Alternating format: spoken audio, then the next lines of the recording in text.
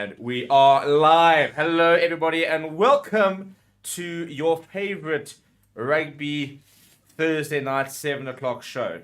I feel like that's pretty fair. I mean, maybe there's another one out there, but we'll just assume it. If you're watching this, to be fair, it must be your favorite one because you're not watching the other I was one. about to say your only Thursday night rugby show. The best Thursday night 7 o'clock rugby show. The Rugby Fan Forum. And I'm joined, as usual, by the usual suspects, Mr. Reza. Reza the Rumbler, as he is now going to, as he's now preferred to be called. So very quickly, I think Reza will just shout out the new Instagram, eh? So Reza the Rumbler on IG, eh?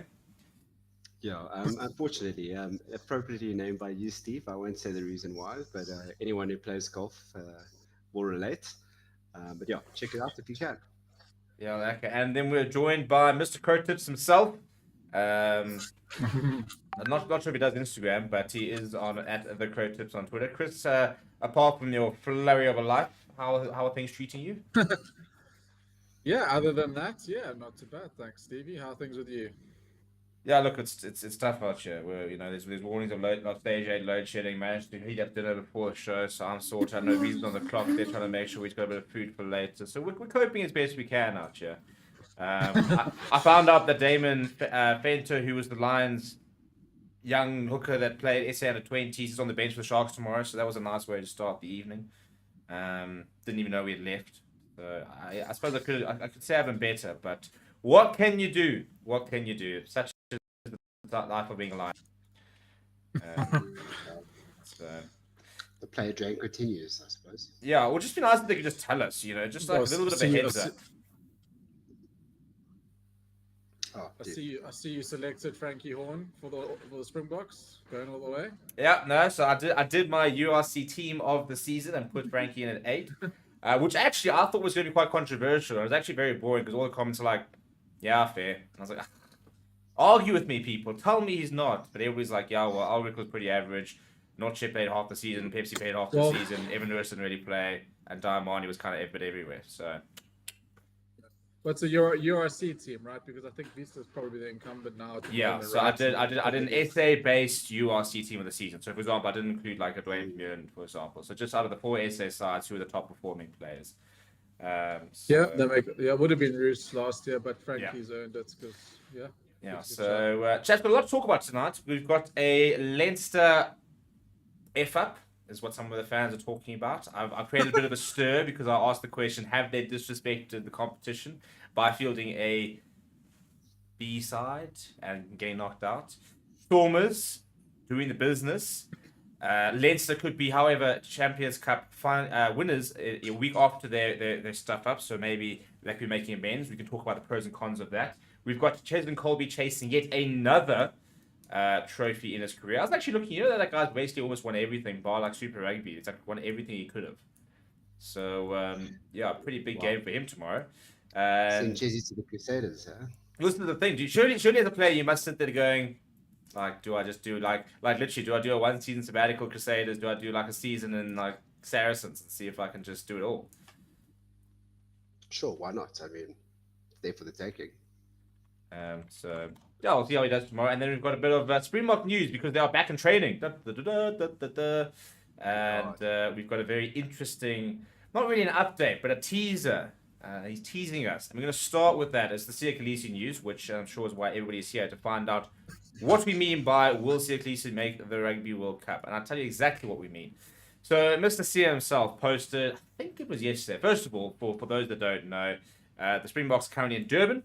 They are having their first alignment camp of the semi-post club season. Basically, everybody whose seasons come to an end are down there. So it's the Japanese players who are finished. It's the URC players who are finished. I don't think no Premiership players are down there, and no top 14 players, so that hasn't finished yet. So yeah, it's kind of the usual suspects. The interesting inclusions were Grant Williams and Marco van Staden, who continue to sort of be involved in the group. And then because it's an alignment camp and there are, I think, only about 2 or 3 on-field stations and quite a few off-field stations, those who are currently not available for selection are also there, Kolisi being one of them.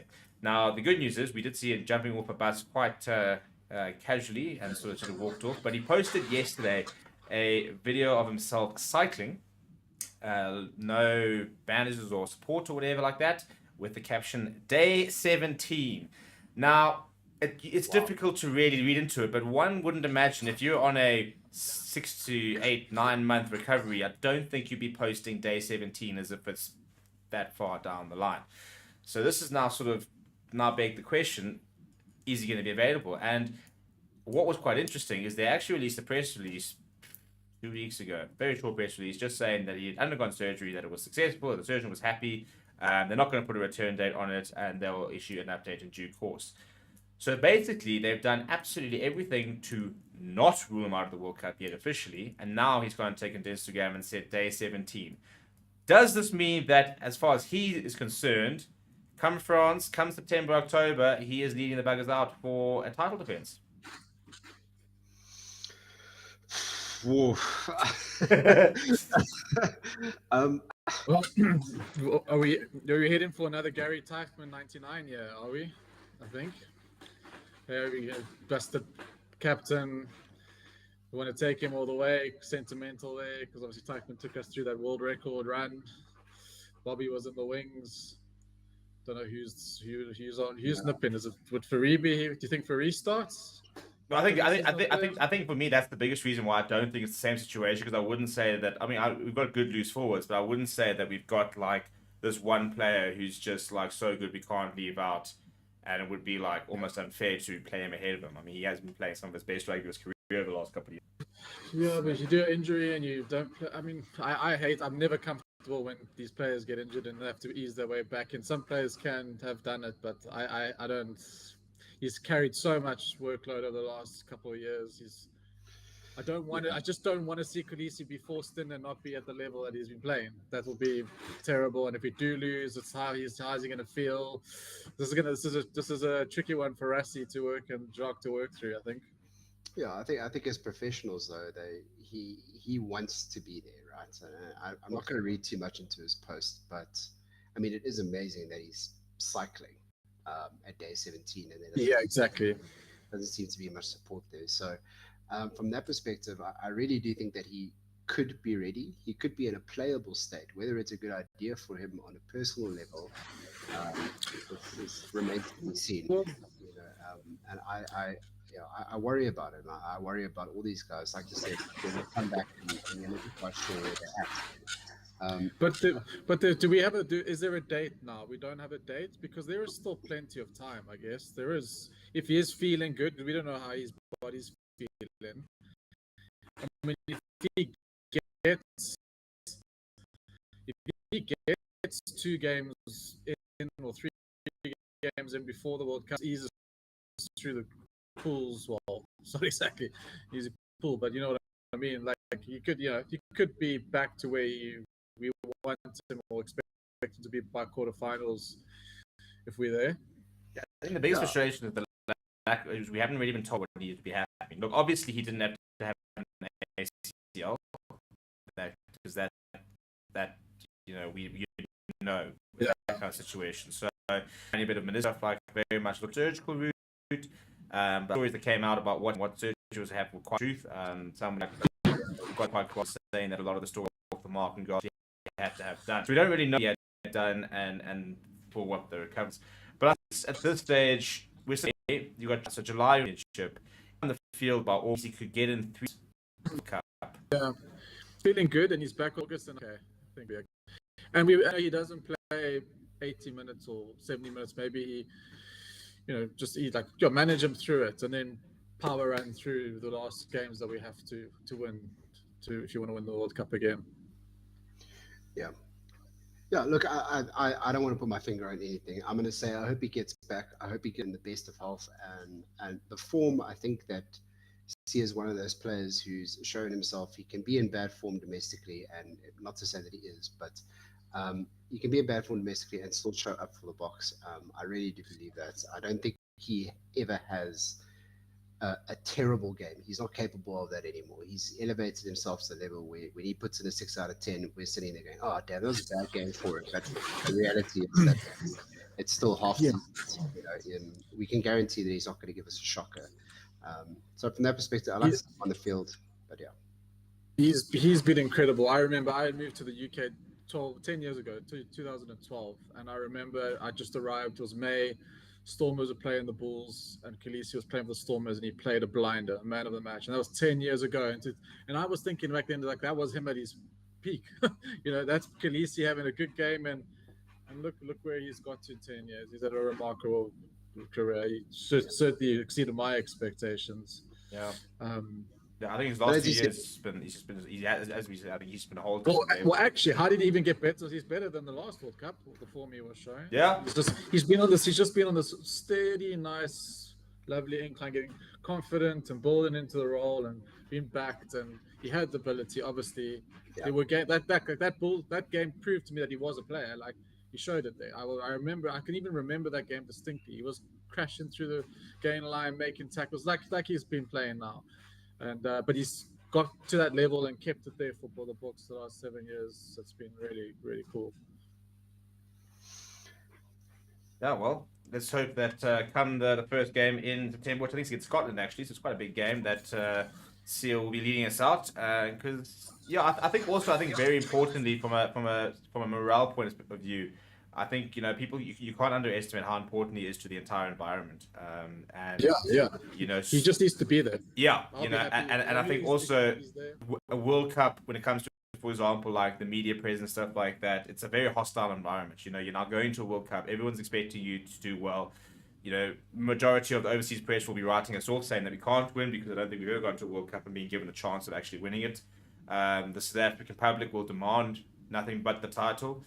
And he is so good at diffusing situations, at being very open, honest, and I think he handles that sort of side very well. And he also takes a lot of heat off the rest of the squad with the way he does conduct himself. So I think his presence there is going to be very vital. So even if he maybe isn't in his full fitness and he does eventually maybe even become a bench player, or even if he doesn't play as much as he'd like to, I think it's important as a personality to be in and around that squad. A bit like sort of Skulk Brits was in the last one, but he'll actually be a player. I think we're not medical experts, right? But I think if he's riding a bike and he's not in crutches or in a wheelchair, I think he's got a very good chance he's going to be playing. The only thing we have to worry about is doing a mischief somewhere else while that compensates that injury when he's training, like what happened to lots of guys, right? When they overcompensate the injury, they bust the other limb. So hopefully he stays out of that trouble. Yeah. Look, he's going to be there regardless in some capacity, whether it's advisory or not. Let's take it in the stride. Every week we'll be here, we'll be talking about it, and I'm sure Stevie will keep us updated. But let's hope for the best. I hope he doesn't do himself more injuries, because to be honest, I'm not entirely sure that from a longevity point of view that he has another World Cup in him after this. Not to say he's not enough, but because we have so many options coming, at that point when the next World Cup comes around, he might be sort of out of his. I'll put my hand up. I didn't see him. I didn't think he was actually really going to get to this World Cup. I thought he had I thought he peaked, although he peaked at the World Cup, and he was going to be there maybe 2 years and hand it over to someone, reins over to someone else, and he's playing the best, some of the best games he's been playing his whole career. Yeah. What will be interesting for me is if he doesn't make the World Cup, whether he does call time on his Springbok career. I think a lot of people keep thinking that the World Cup is going to be a swan song, which is interesting because he's only 32 this year.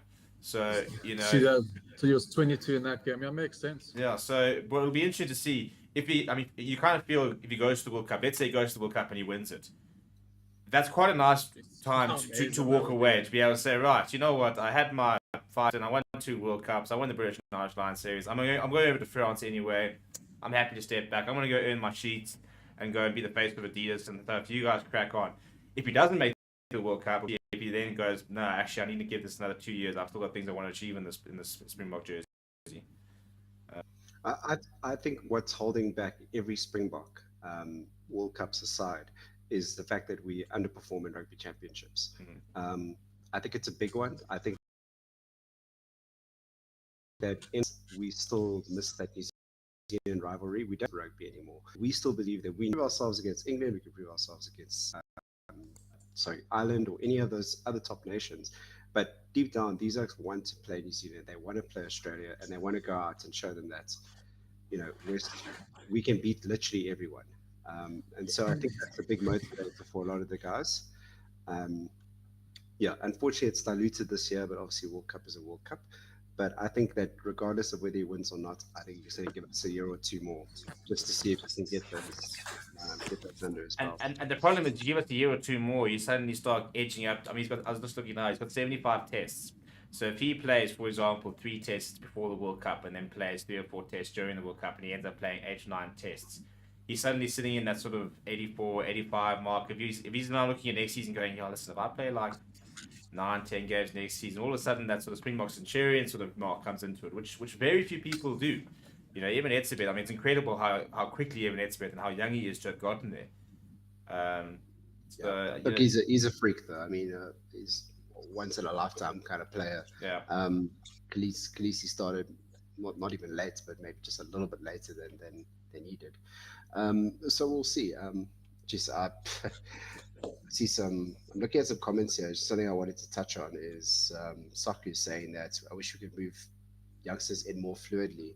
And I watched a couple of your videos, Steve, about that possible SA traveling squad for the World Cup. And I was looking at it and I was going, you know what? Why are we having such a discussion about who should be going to this World Cup? And it's because we've got so many informed youngsters, but that's almost too late. It's like they would, like you said, probably we reach World Cups and we aim for it and we strive for it, and then the 2 years following a World Cup's kind of like a bit of a haze because coming in, it's like not really all that nice. And then we get to like 2 years before the World Cup, and only then, okay, we actually start looking at some new blood, and then we've got a flippin' Mani Libok sitting there with however many, I think you said minutes that he's got under his belt, which is really sad. I mean, I can't believe that we're sitting here having to basically take our old squad and then chuck in some new blood who have less than 10 caps. 4 years. Yeah. Look, I think this last 4 year period, unique situation. Obviously, we lost out the entire 2020, so we went 2 years without playing a single test match. When we did come, we suddenly had a British and Irish Lions series on our door, so it was like, right, we've got to win this. And then all of a sudden, shit, we're actually 1 season away from a World Cup. Do we bin this season and bring in youngsters? Which is why they did name such a big squad. I mean, there was like a 48-man last year, Wales test, stuff like that. Or do they sit there going, well, shit, if we want to win the World Cup, we have to start putting in the building blocks. When you think in 2019 was won by all what we have to do in 2018. That was when we sent guys to New Zealand and didn't send guys to New Zealand, and that whole thing to try and build up towards the team. So a very strange 4 year sort of cycle. But we seem to be the only ones that struggled with it. But I think I think the British and Irish Lions series is probably what threw that all out. If we had a normal Ireland incoming series or a Scotland incoming series in 2021, right, I think you can go and say, right, well, yeah, the youngsters. A bit more experimental. Yeah. Understood. Yeah. Wasn't this the World Cup we were actually aiming for, and we were supposed to win the World Cup bid, and this was the one that Kolisi was going to hold up at home? Yeah, it was. And then we won. And then South Africa won. And we got schneid by a couple of the big nations in terms of the hosting. So yeah, no, thanks for that, Chris. I'm gonna bite my tongue in case some of my French mates are watching. But if you actually, like I was actually saying I'm actually fuming, and I'm fuming on several levels. At least 2027, the Cricket World Cup is. I'm in my prime at the moment. I am late 20s, in my prime. No hold back. Currently, go balls to the walls for a World Cup. I can just go and I can send it and I can go and enjoy myself. By the time this World Cup's going to come back, I'm going to be like in my late 30s. I might have a kid or two running around. I can't just go and bin the family for like 6 weeks and go part of the box. And they've robbed me of this. This is bullshit. No, I'm sorry. I lost everything you said after I'm in my prime. Look at this, dude. I could be running out for the box this weekend. I don't know what scares me. I obviously following the game. We all followed it, but we won 99, lost the quarterfinal and semi-final, and then won it, and then knocked out quarterfinal. I don't know. It's not easy to go back to back World Cups. New Zealand did it, but it's not. But I suppose this is South Africa's strongest best opportunity to go. Well, mind you, 2011 potentially we could have won the World Cup with that side. We went talk about refs there, Yeah. we're famous for, Let's- but argue me strength wise, they're probably similar levels. But I know there's big hype for the Bucks, but geez, man, we're gonna have to go through Ireland, Scotland, France, New Zealand, maybe Ireland again, one of them again. It's gonna be hard. Look, the It's gonna nice be thing very is, hard. do you think that if we were to win this cup, we'd finally actually get the credit for winning this World Cup, as opposed to Yes, every single yes. time we win a World Yeah. Cup, there's an excuse. Every single time. Oh, Yeah. but this, New No. Zealand had few points in '95, and England played their final in the semi-final, and all this crap. If we win this year's World Cup, I don't want to hear anything. Yeah, but also we pick up Samoa and Fiji and Japan's along the way as well, and we get luck in the draws. If we can go bam bam, France, Ireland, New Zealand, France, bam, win the world, then yeah, that will be awesome. That will feel really lacquer. But well, we'll see. But I'd actually just like to segue that into this Leinster discussion. You talked about obviously England, their excuse last time having played their final before their final, right? And yeah, well, it's not exactly the same, but I'm shocked at this Leinster performance. I'm really shook. I mean, I think we all premeditated it, sort of. It's just like well, we did say they should have played their full. They should have played their full strength. They disrespected Munster in the competition. A week ago, they hadn't named their side, and we all said, yeah. We all said they should be playing their three games in a row. We said we should be playing their three. Listen to us. Come on, treat every game like a final. You're at that stage. You work so hard to get there. You can give 3 weeks of your life to just give it everything. Give it horns and rest after. Yeah, but we also, I think a lot have credit has to go to Munster. They are actually the form side. I mean, they've beaten. They peaked at the right time. Sharks, they beat Stormers. They peaked, and exactly, and they are played. They were literally. They were. I could see. I was on Leinster killed the bank balance last week. But it's one of those games within 10 minutes, like the Ulster Connacht game the week before. You can see what teams came out the sheds. I mean, which hasn't, and Leinster just couldn't get going, and then so that try, which was brushed the fingernail or something, which they scored in the first half. I think that was a big momentum shifter as well. They just couldn't get back into it, and Munster were hungry. Yeah, but I don't think it's a fault they deserved. I don't know if they did rest on their laurel. Well, look, it was both ways. One team like Reds, like the Chiefs and the Reds as well. Reds taking Chiefs unbeaten record. Chiefs clearly thought they just had to rock up and win, and Reds didn't leave anything out there. And same thing with Munster and Leinster. No, I don't think it's a stretch to say disrespect is the correct word to have used. Yeah, that's a harsh word. It's harsh. No, it is harsh, but it's true. Yeah. And I don't actually really care what the Irish fans are saying. Like, oh well, how could we have predicted this? It's just good game management. I think it's absolute rubbish. These are top level athletes who have played one of the longest seasons of domestic rugby that's ever been. Right, I think it is actually in terms of the length of games and how many fixtures they have. And you go, look, we've got everything available to you as an athlete to perform for as long as you need to perform. Now, I'm not blaming the players here because it's not their call at the end of the day. But frankly, as a player, I would be sitting up there and I'd be saying, hell no, don't try bench me. I will play all 3 games. I will give you all of that. Because I think that was I can't actually wrap my head around it. So yeah, for me, let's also backtrack. Leinster, they haven't been in the final. They didn't win the final. They went in the URC final last year. They played the Rainbow Cup. With the one that was Benetton won the Rainbow Cup. Yeah, Benetton won. Did they play in it? They would have. I'm pretty sure they would have. So we've been banging. All we heard is Leinster, the greatest team in history. The Irish are going to win everything and win the World Cup. What if they haven't actually won anything? If they don't, because for me, what I'm saying is this team for me feels like it should have had 2 or 3 trophies in the bag already. And yeah, you got an opportunity to beat Munster, have a home final, and then go into European to get that silverware. What if they don't win on Saturday? They're 3 Yeah, years. This that's mighty Leinster team with 3 years with no trophies.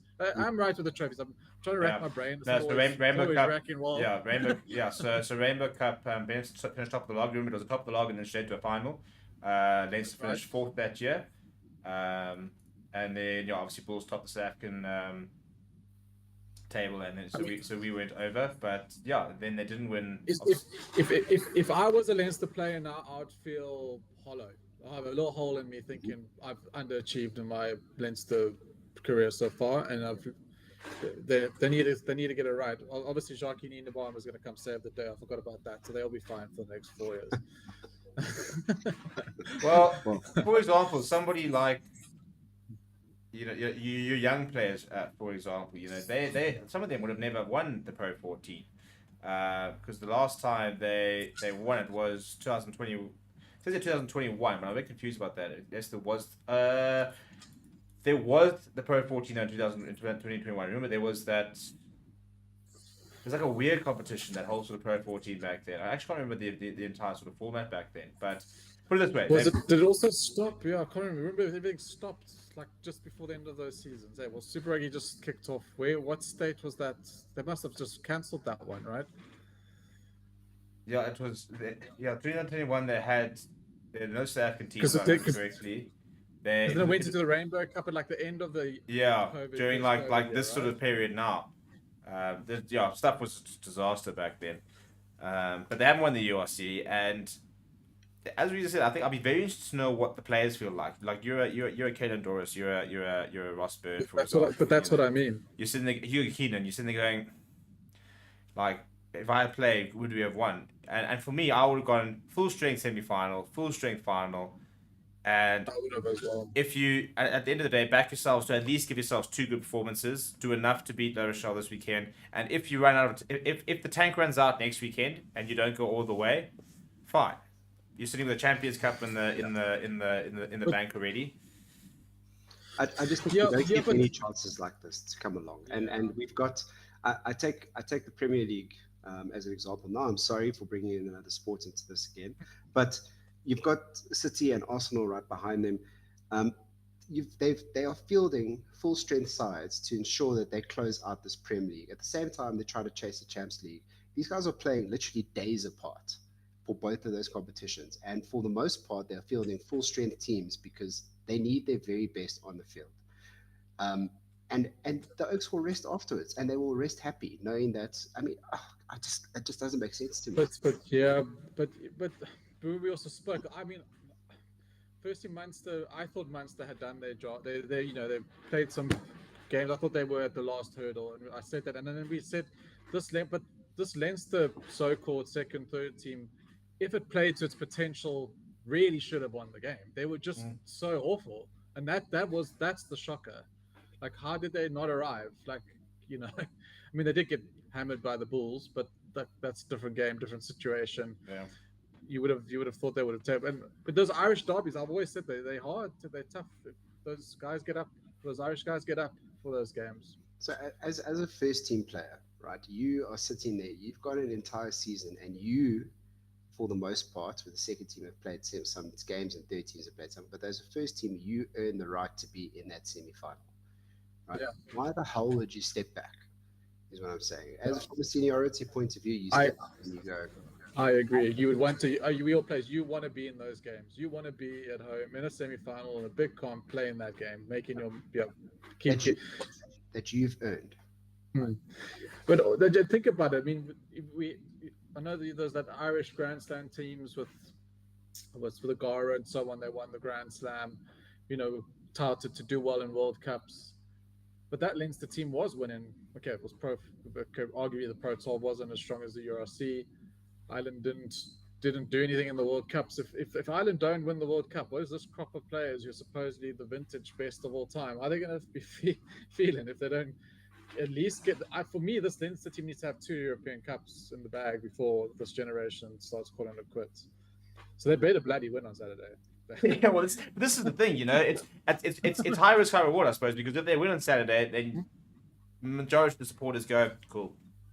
Yeah, we should have had a double at the end of the day, but it's difficult not to be happy about being European champions.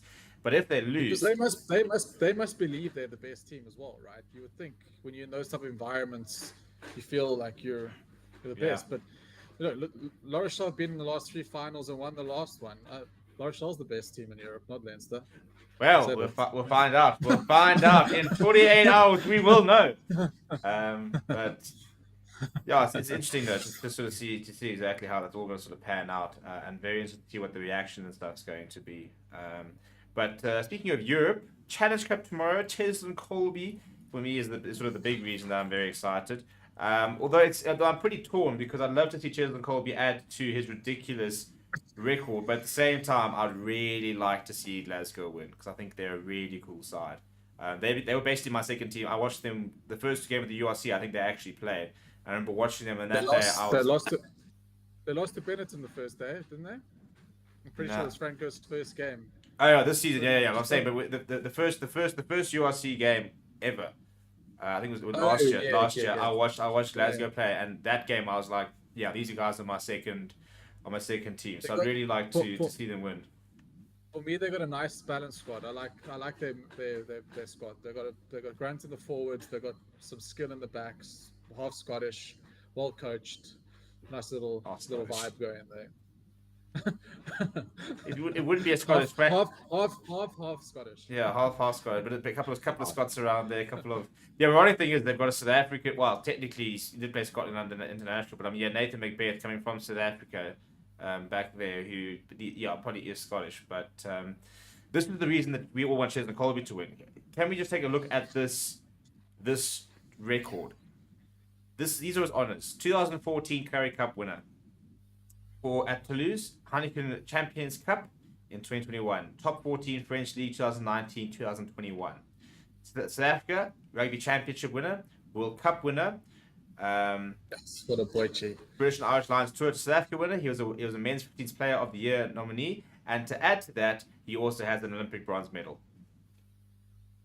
Cup player, eh? Just to throw that a little bit of. He also had a decent sevens. Is he the most decorated now? Because I know hasn't Matt one of them? Wasn't it Scott Berger who really?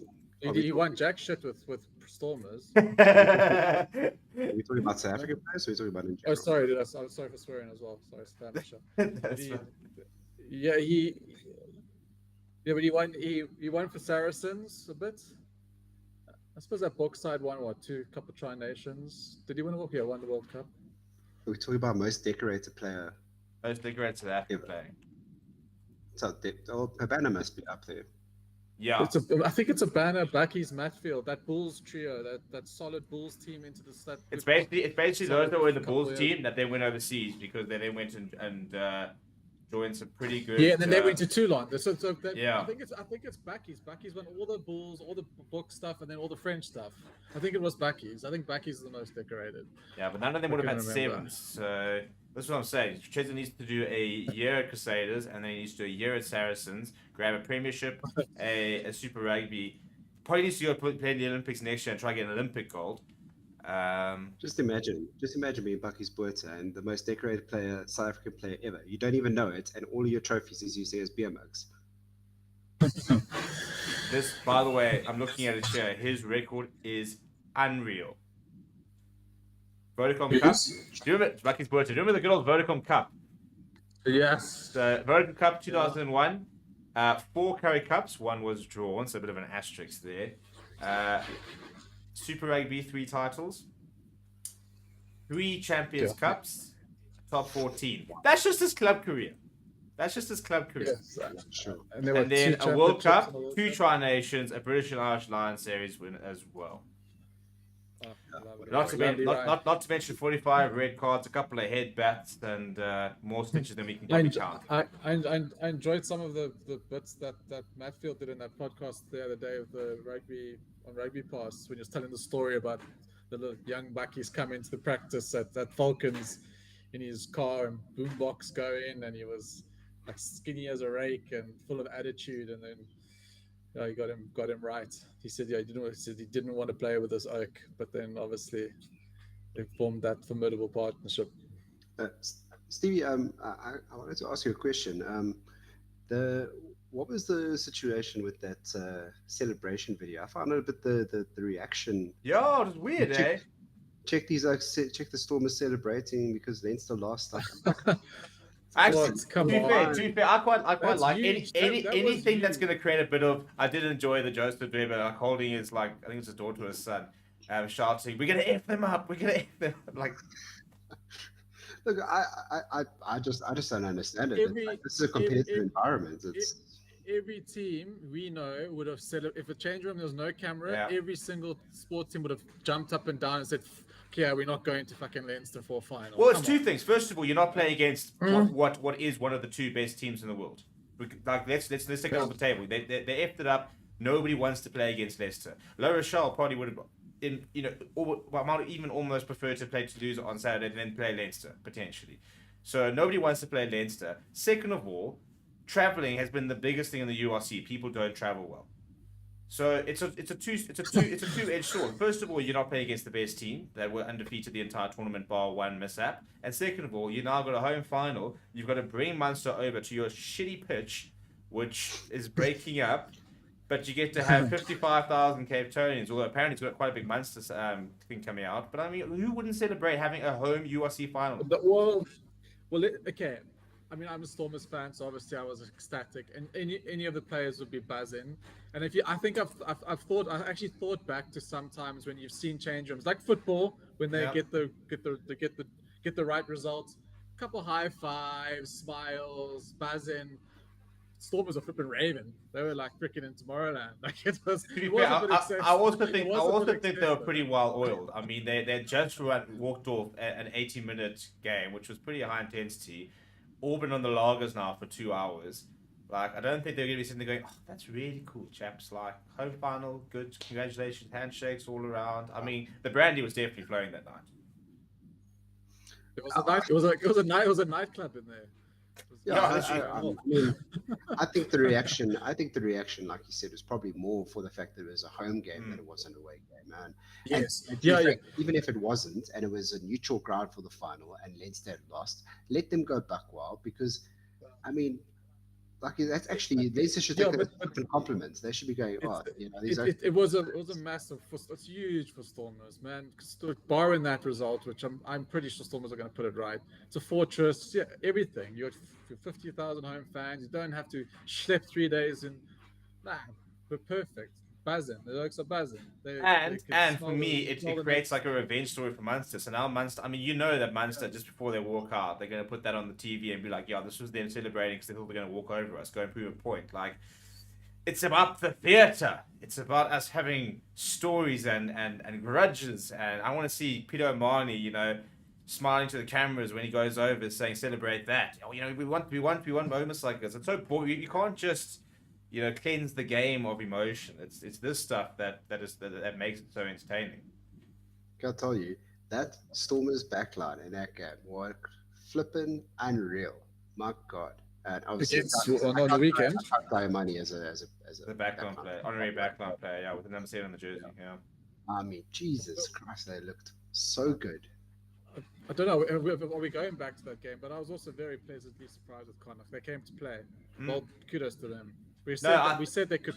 I thought they would live with them 60 minutes and it'll be like 18-15, but they lived with them and got it to like 30 all, close to 30 all, and then it was a great game. And I tell you what, to be honest, Connacht rocked up, and Stormers actually looked shell shocked in that first sort of 10 minutes. Yeah, they scored that try. I think Stormers went, "Shit, guys, we didn't expect this." I appreciate that they came with a surprise. They didn't come with their usual game plan, which had served them well previously. Like I know they I was trying to remember they did lose in that Donny Craven, but yeah, I thought the conditions, if they would slow down, they would haul Stormers into a dogfight, but they hauled Stormers into a ding dong battle.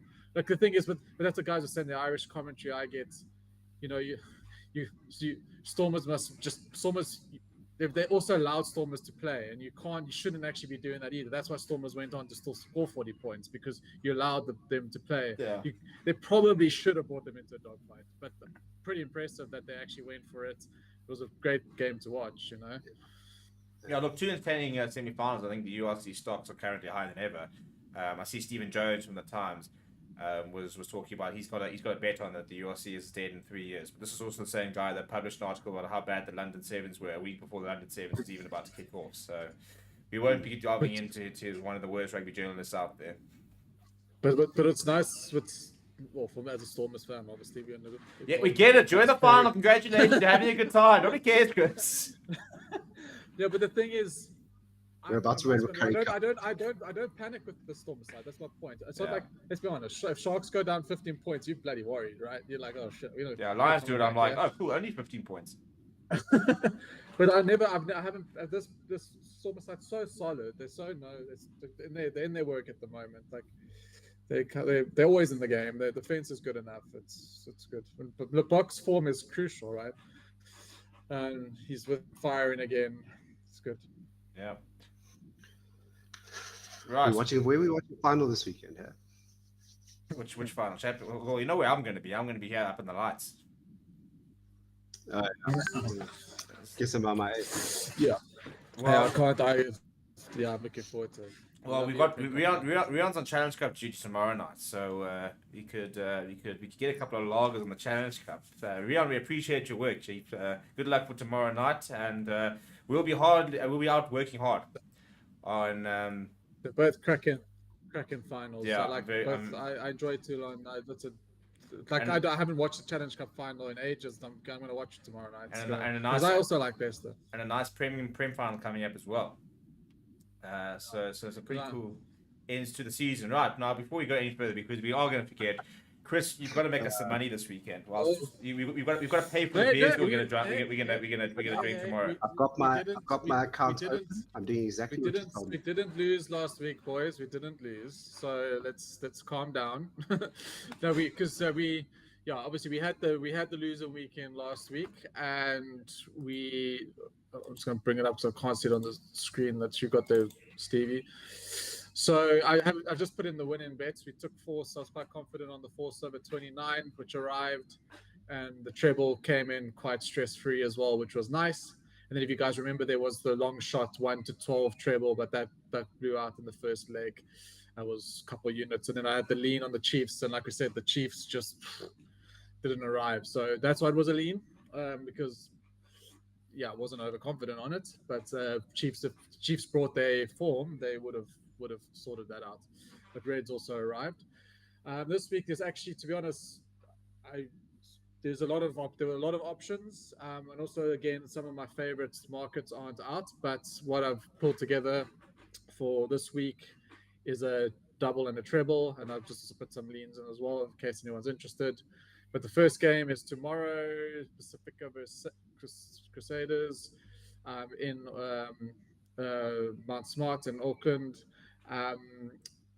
Lots of rain around. I've seen. I get so nervous trying to predict New Zealand wherever. It screwed me over a lot on when working out some bets. You won't see a sun in the report, and then it comes to kickoff and there's not a cloud in sight, and vice versa. So New Zealand weather's tricky. You need to possibly wait, but it looks like solid rain. And also Saders, they don't have Mwanga, Havili playing, which are quite important. They don't seem to get much cohesion when Burke and McLeod are playing. Good players, but they just don't play enough, and they just don't seem to gel. They play them a lot away, and the Crusaders are great at home. They'll win the game probably, but they seem to be very sticky away. So if there's a bit of weather around, I think Pacifica are going to be up for it. They took Crusaders, if you can remember, they took them close. I think they were leading at halftime when they played them in Crusaders. Took them close. But I think 71 points is too much. I think it's just too much for the game. So under 71, Reds versus Blue, sunny skies in Brisbane. This game goes well over close to 60 points often. So 51 points is solid, good conditions, point scoring teams and dodgy defenses again.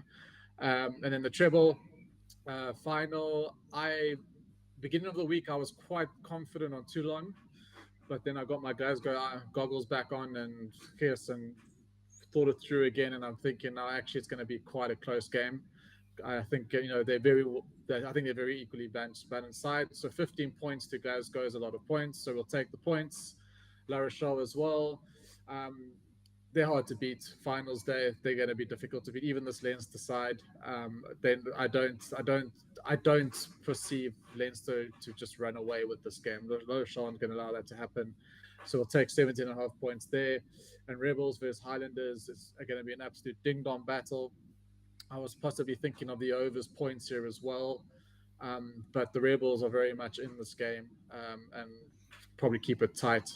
If I'm going to throw it out now, the one I'm most worried about potentially is the Rebels because I feel the Highlanders are due a big game, and I'm worried that this might be the game. But we'll see. And I've got some leads. Like I said, I shifted from Toulon -6 to Glasgow +6. I like it. I think Glasgow, they lost that quarterfinal. They rested. I think both teams are going to be highly motivated. Both want this badly. It's going to be a cracker, as we said. 6 points is too much for either side. Toulon are 6 points favourites, but I think Glasgow are well in it. And I'd say the overs. Yeah, Tars feed these Samoan sides away to even the Australian teams, even more so. Australians loads of points in the games. Fiji just don't like to tackle when they travel. Tars are scoring points at will quite easily. So over 60 lean there. So what I was wanting to say is because we use these are all on BetCoza, of course. I would like the Tars if there was available, it would be on a unit player, would actually be probably Tars points, and I like force points, but I don't know what the lines are, and they're probably going to be quite high, probably around 40, 42, 40, somewhere around there for the Tars, which is high, but I'm anticipating Tars score 50 plus anyway. And Brumbies, they're not that compact, hard team to break down anymore. They shifted 30 points at home. Force can shift 30 points past them at home. They've got good home form. So I would have taken Force and Tars points. So have a look there. I haven't put it here because the markets weren't out. But I'm pretty confident that these are both, they're going to arrive. They're going to arrive and we're going to march on. Oh, the record 9-6 plus 9.76 is the highest we've got to. So we did lose a bit last week, but 9.76 profit is the highest total we've been. So we move forward. Yeah, good work, boy. Yeah, love your work. Right, and as always, there's a couple of extra tips out on Twitter at the Currie Tips. Yep. So a couple of different markets and stuff like that. So if you do have access to different markets and stuff like that, go and check Chris out there. I want to end off with a little bit of drama. Andrew Porter has been involved in a press conference earlier, and he said that it's all about getting that 5th star on the jersey. Talking about the Champions Cup, he says you don't put the stars from Pro 12s and URC and Pro 14s on your jersey. Really? Tell the rugby players that. Oh, wow. Okay. That's a hell of a thing to just throw out there. So I see somebody on Twitter was saying that, for their sake, they really hope the Stormers go and put a star on their jersey next week when they run out of the URC.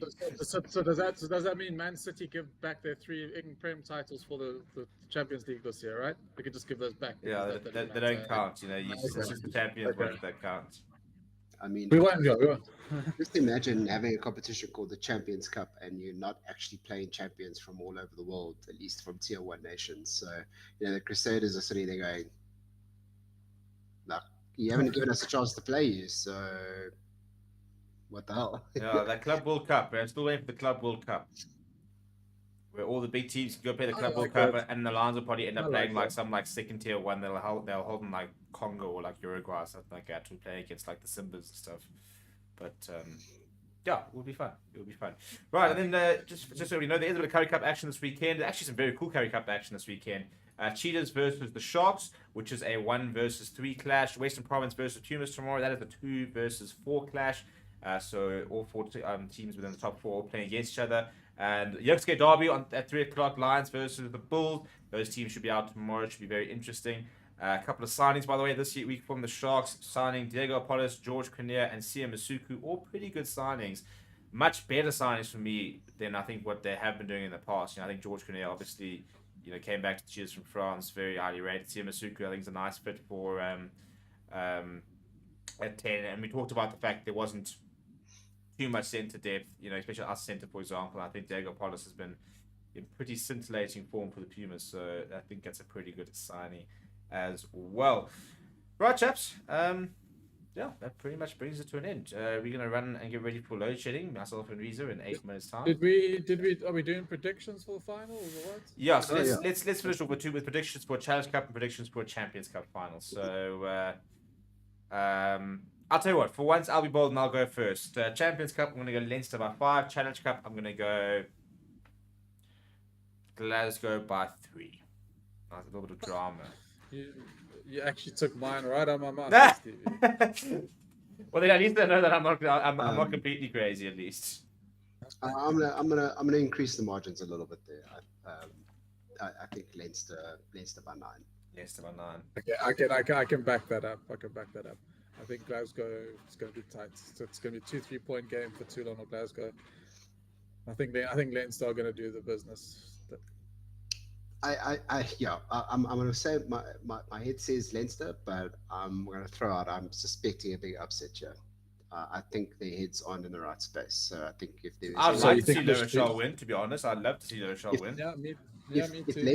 Leinster had won this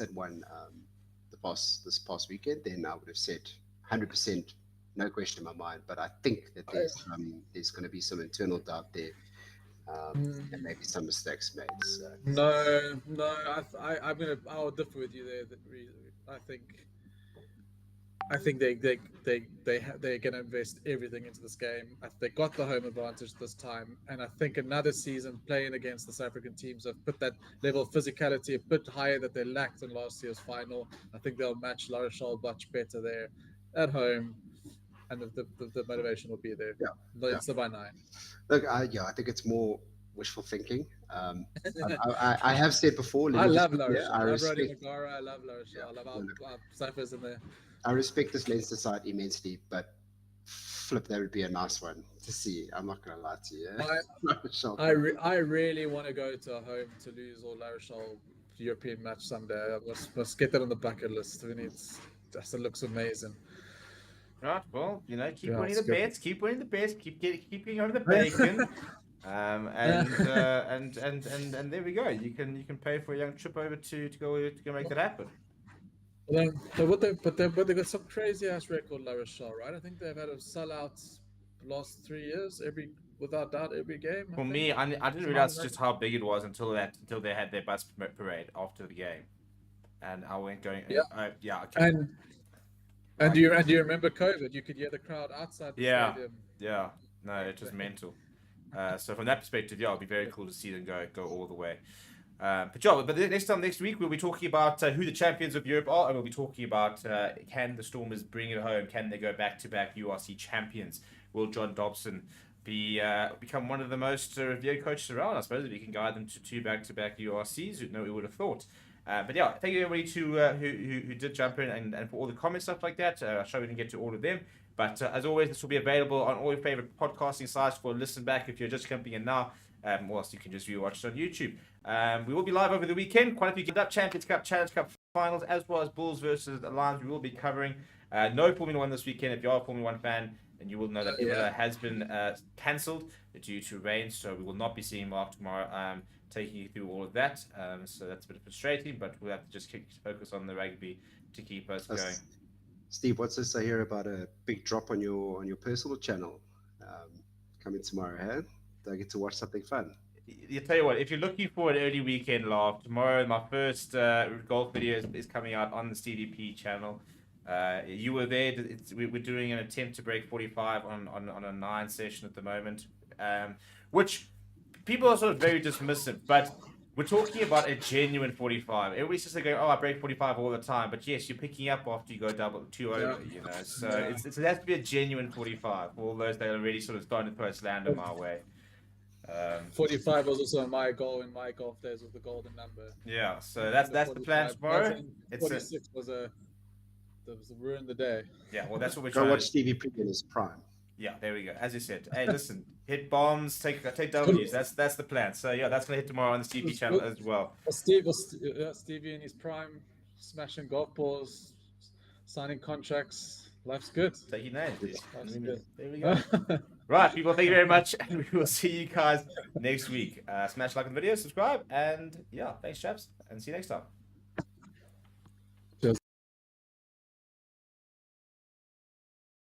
Right, hello everyone, and welcome to Forever Rugby on Forever Sports Currie Cup time. This is basically just kind of, for me, we try to almost just sort of pass the time, aren't we? Before Champions Cup tonight. That is probably what I said. What for me, I think is the biggest match of the day, obviously, and the biggest sort of match of potentially the season. Really, we talk about European champions being crowned, but before then, we do have my lads, the Lions, playing in front of the token just of 40 people at Emirates Airline Park. They are up against the Bulls. It is the Yuxkay Derby, and perfect conditions. It has been quite a lot of rain though this week, but right now, currently, it is sitting at about 15 degrees over that side. There's a little bit of wind, but it's pretty sunny and pretty clear. And if as long as the ground is pretty hot underfoot, it should lend itself to some very entertaining rugby. 6th versus 7th at the moment. A bonus point win for the Lions would put them up to 5th, just 2 points behind Western Province, and keep themselves in the mix. However, a loss for them would put them quite far behind proceedings, just as a loss for the Bulls would leave them very far behind the rest of the top 4 as we go into the last few rounds before playoffs. So, very important games for both sides. And need to rock up today. They do need to rock up today. Both teams do need to rock up today. Yeah, we're gonna go to the sides in just a second, and I want to know what you guys, who you guys are supporting, what you guys think of the match and stuff like that. Whether you guys are ready for to watch later. If you're gonna join me on the Watchalong later, it should be a lot of fun. But before then, obviously, we've got a bit of Currie Cup action. Greek was beating the Griffins earlier, 47 points, 21. Yesterday, West Province beating the Pumas. It was quite a big result. Busy trying to pull up the teams for today. And we all sit around the fire. Right, where we are playing the Currie Cup, which is somewhere. Here it is. Here it is.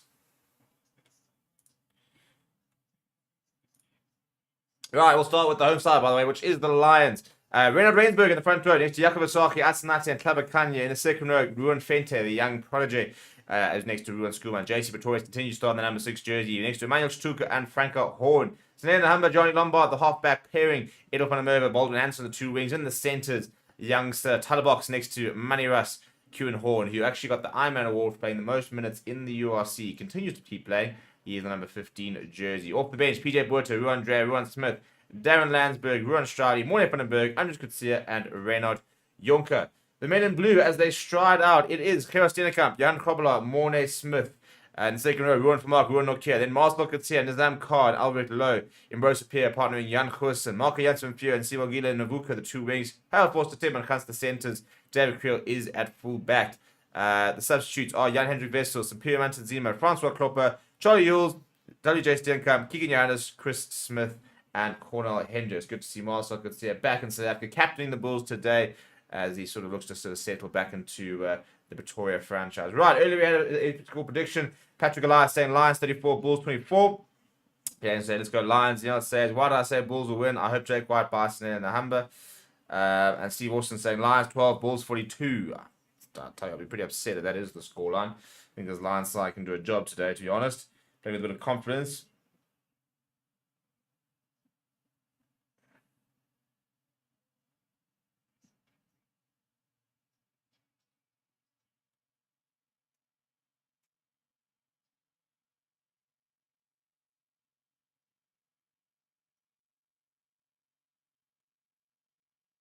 Right, referee today is Amy Babtron, who personally, in my opinion, I think is the best referee in South Africa. I don't think we have better than her, so very happy to see her in the middle with the whistle, and hopefully get a good game out of her today. As I said, I personally think she could be going to the World Cup. I'm a big fan of her. I think we really need to start seeing more of her in the URC as well as into international games. Would really like to have seen her on the touchdown line for a couple of the tests coming up, but not to be. She'll get there. She will get there. Bulls play right to left. Johan Kirsten with ball in hand, and we do have kickoff. The Lions will be playing left to right. Bulls right to left. Early touch for Franco Horn. And let's go, the lads. Settle in. I need a nice match over here. I need some entertainment before the big match later this evening. Leinster versus La Rochelle should be an absolute cracker. The Humber now at the base of the ruck, looking for touch, and does find it. Pretty good touch finder as well. Played number 10 last week due to a bit of a crisis in 10s, or lack thereof. And but he is back in his usual position today.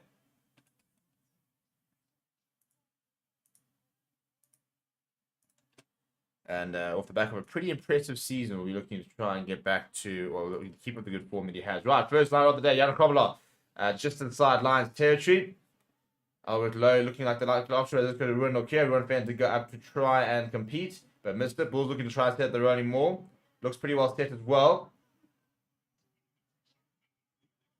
Now advantage for collapsing. Ball is available. Most player goes to Harold Force. Harold Force to Jan Koos. Jan Koos can see the half the gap. Jan Koos can do the gap. Ball in one hand.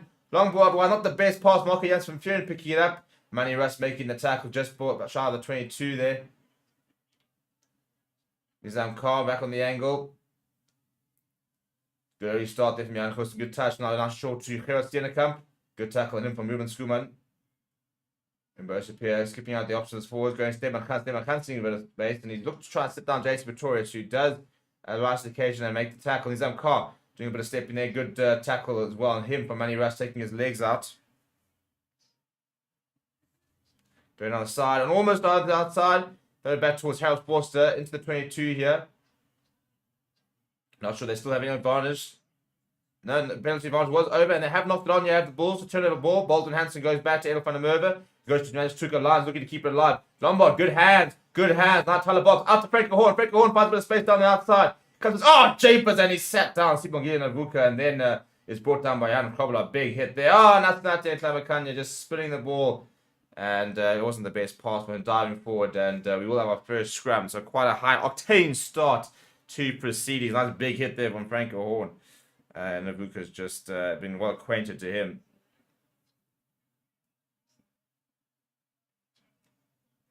Yeah, it wasn't in the best position to receive that as not in Clever Kanye. Usually quite good set of hands, but this should be interesting to see how the scrum battle goes. Lions trying to run outside their own 22. Probably should have kicked it, but then I was just falling to all the wrong people. Really, not exactly going to see a great clearance kick coming from Emmanuel Stuka, are you? Not really his forte. Don't Toy saying Bulls by 20. Front row weights. The Lions are heavier, and that's Asnat and Kabakanya coming in.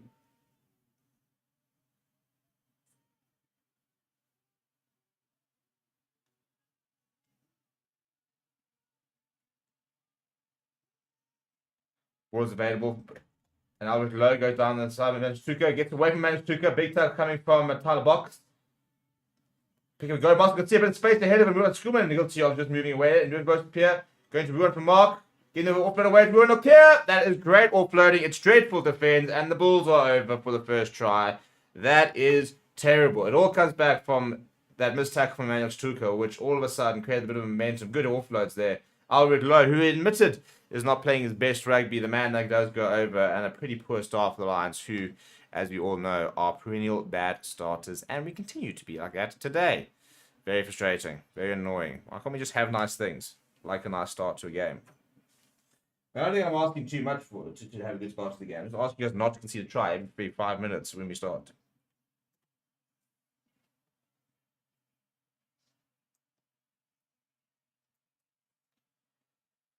Ah, dear, dear, dear.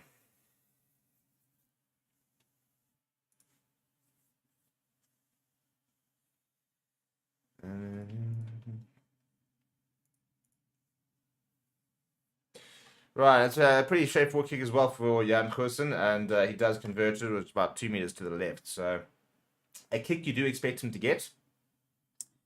Now Kieran Horn with kickoff. Lions yet to enter Bulls territory. Deep restart, good chase from Edel van der Merwe, Albert Low, the try scorer, and he trips over one of the tacklers and comes down just short of the 22. It goes to Pierre, shifting towards the back, looking to keep that in play. It'll be a bit of a test here for Johnny Lombard. He goes up and comes down well, spins away for a couple of tackles as well. Oh, I think that's a bit harsh. Saying they're rolling on the ground. I'm not entirely sure I'm convinced about that call, must admit. I think it might have been one roll whilst it was on the ground, but anyway, to run, yeah, saying that he was running too much. So penalty, and Jan Goosen now does not find touch. That's a bit of a get out of jail free card there. Kieran Horn returns the favour. That's a brilliant kick from Kieran Horn. Goodness me. Jan Goosen has taken it quickly. Not the best pass in Barossa Pier. He's going to run it himself. Good tackle coming on him as well. And the pop-up to Harold Forster is really good. The Harold Forster burst through the middle. And he's got options. Nizam Kaur. Someone needs to bring him down. He's eventually brought down by Edel van der Merwe. Stefan Gans pick up and go. Ball over the top. They're scrambling. David Creel. It's a good tackle, but it's over. You cannot miss tackles at this level. It's just so useless. That is such dreadful defense.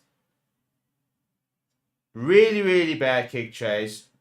Terrible first time tackling. Everything that is dreadful. Straight to the middle of Alvi Manstruk and Ryan Rainsberger. That is absolutely pathetic. There again, Lombard going to make the tackle. In front of Merv eventually makes tackle. So about 3 or 4 missed tackles in the build-up. And then they go out wide. It's another good tackle, actually, Tyler Box. He's one of the few people who looks to have actually pitched up a bit, yeah? But in general, dreadful defense. Absolutely dreadful defense.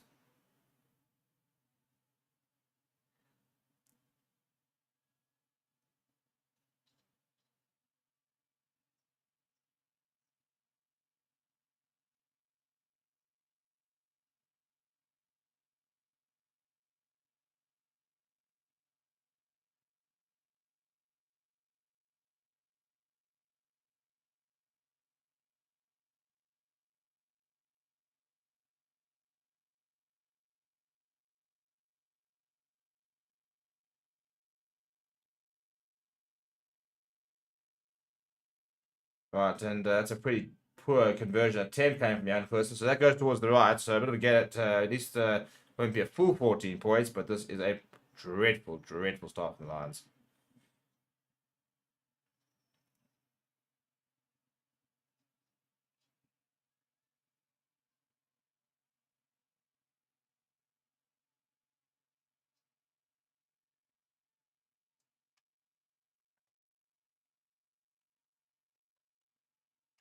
Right, Albert Lowe once again from the kickoff. And another missed tackle. Ruan Fenter this time. He is eventually brought down. But chaps, did we just forget to tackle? We just decide, you know what, tackling is actually a bit overrated. We actually don't really need to make tackles, and we can just, you know, play a bit of touch rugby out there. And Barossa Pier lifting it high in the air, looking for untouched. And Nahumba's trying to get involved there, but it's going to bounce. It's been allowed to bounce. Ruben Skuma's trying to tap us back. It does tap back to Nahumba. Jakob Asaki. And that's falling back towards David Creel. And I think it must have been a bit of forward eventually. So they're going back for, I think, a knockout from the Bulls. Or the penalty. Penalty. Come on! Let's go! Let's go!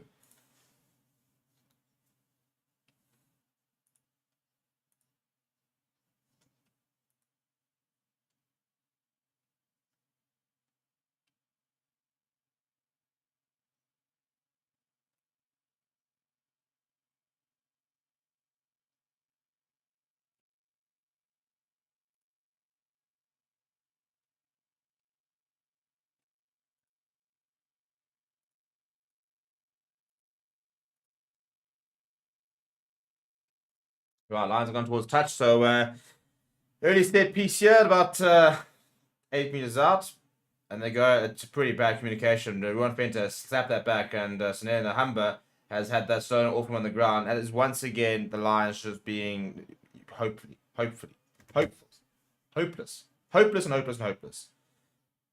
And Creel, I think that's been carried back. Not been carried back?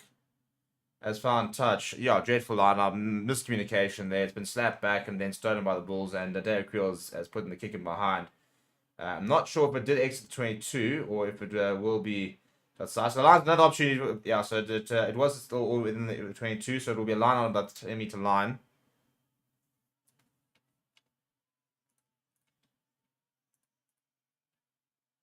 That's a much better line-up. Ruan Fenter, Jason Pretorius, not the best pass on the bounce to Sanel Nahumba. Tuka now carrying it up. Nahumba firing out to Lombard. Lombard to Money Rust. Money Rust getting away from Stefan Gans and brought down by Harold Forster. Now Ruan Fenter, first carrier of the day. Brought down by Morne Smith. Pick up a go from Frank Horn, making a few yards. The ball's come. In fact, I think it's been knocked out. He's been left behind. It's annoying.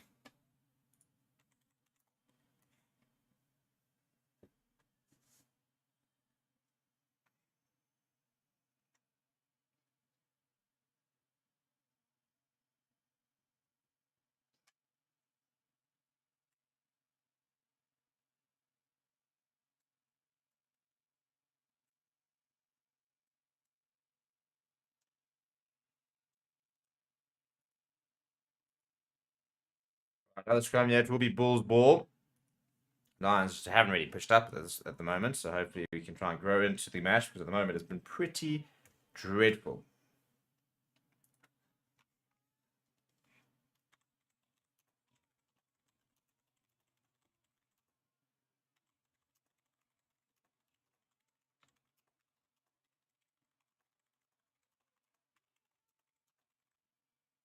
Big scrum with the Bulls. Laszlo going to the right side, and Bruce appears knocked that forward. So turnover ball. Franco Horns kicked it ahead. Just not passing up for it. Oh, he's got over the. Come on! Come on! Franco Horn, you biscuit. You absolute biscuit.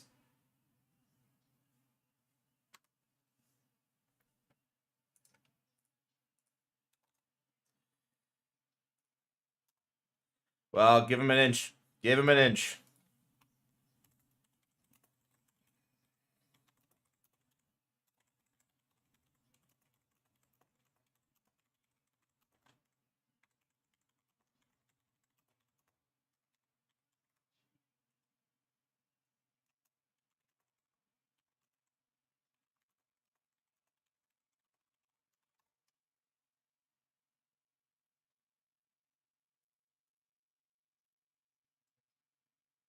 Well, it's against the run of play. There's no doubt about it, but we'll take that. We'll take that every day of the week.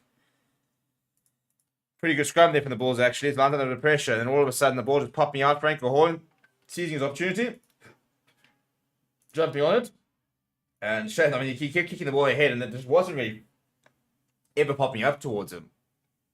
But eventually it did. It did. And he goes over. So, yeah, that's a nice moment.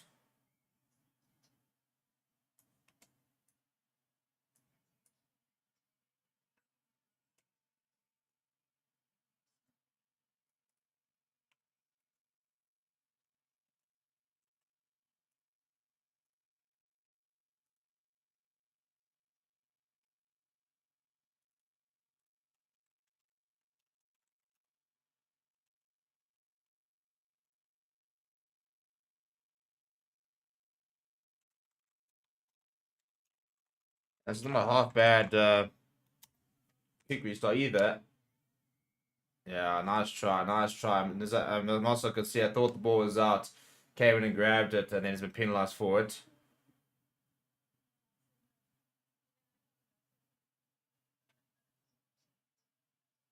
Yeah, Moscow's thinking the ball is out and coming and grabbing it sort of an off-by position. So that works for us, to be honest, because now we've got a bit of a free clearance. So, yeah, living on the edge here.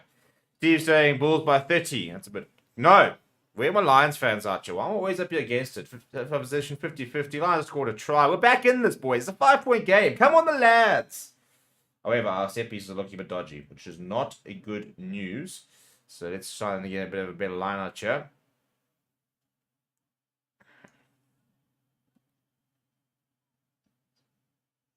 Run faded down, JC Pretorius. JC Pretorius over to Snell and Humbert, first receiver. Johnny Lombard pop up to Manish Tuka. Nice little move off the line up there. Now the Humber firing it to Lombard. Great take on the ground there. Yakavasaki back on the angle. Now Humber not too many options. Just sort of chips it over the top.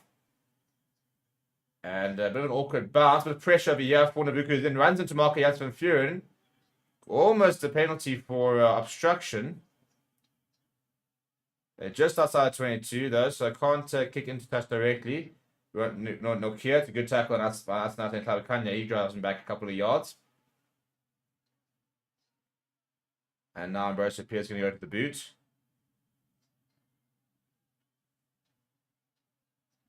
All right, who wants it? Who wants it? Who wants it? It's going to be Kieran Horn. Kieran Horn fires it back inside. It's going all the way towards Edward van der Merwe. It's Edward van der Merwe, the kind of space he likes to be in. He goes to JC Victoria. JC Victoria steps inside of one and is eventually brought down. Very good with ball in hand. JC Victoria. Nice electric running. Raymond Rainsberger and the first receiver, Johnny Lombard, firing a pass out wide to Manny Russ. Steps inside. Good work from Manny Russ.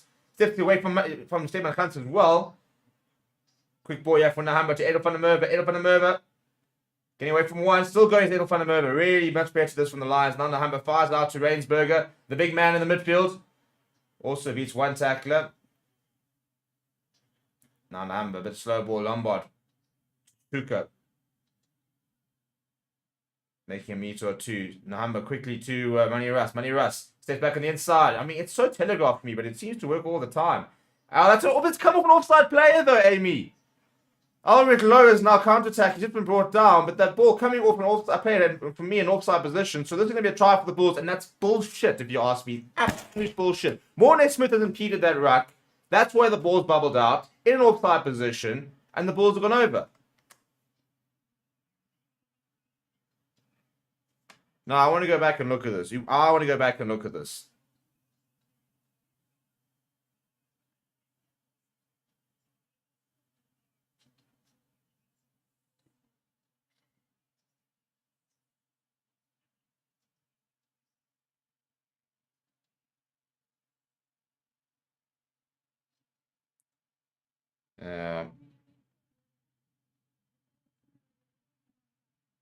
Yeah, thank you. They're having a look at it. Please do have a look at it. What I said. Thank you. Thank you. Thank you. See, I know my shit. See, Mornay Smith makes the tackle, yeah? And then, yeah, the ball goes back into him, and it comes off him towards Ulrich Lowe, who I'm also not convinced actually ever gets back on side. Yeah, correct. Correct. It has been disallowed. That's what I said.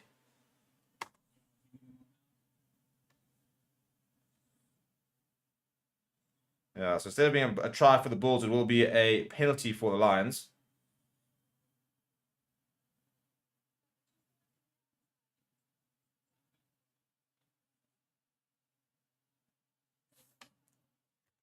Correct. Correct. Fair enough, Amy. As I said, you know.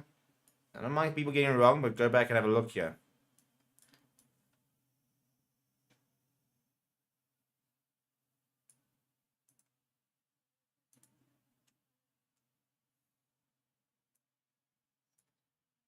Right, so all the way back for a penalty. 60 minutes gone. Pretty, it's an interesting game so far because neither team seem to be that keen on making too many tackles. Quite a lot of missed tackles already, and the Lions are going for poles here. It's interesting decision to get themselves within two. Not the worst idea, I don't think. Slow things down a little bit. It has been quite a hectic start, and we are struggling with the Bulls' counter-attack.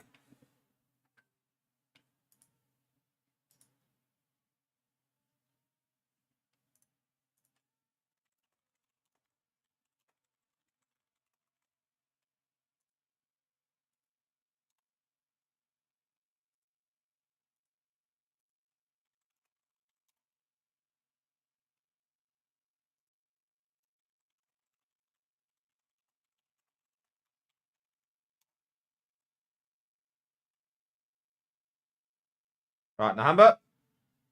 He's turned immediately. He's turned immediately. Look at. I tell you what. Can we talk about the development of Senene Nahamba as a place kicker? I mean, how easy was that for him?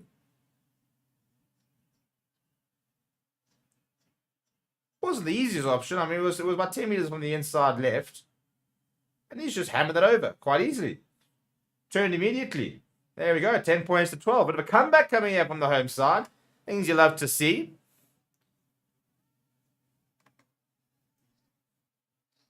Franco Horn to Nahamba. Nahamba going for the clearance there. And does find a half decent one as well. Not a bad exit.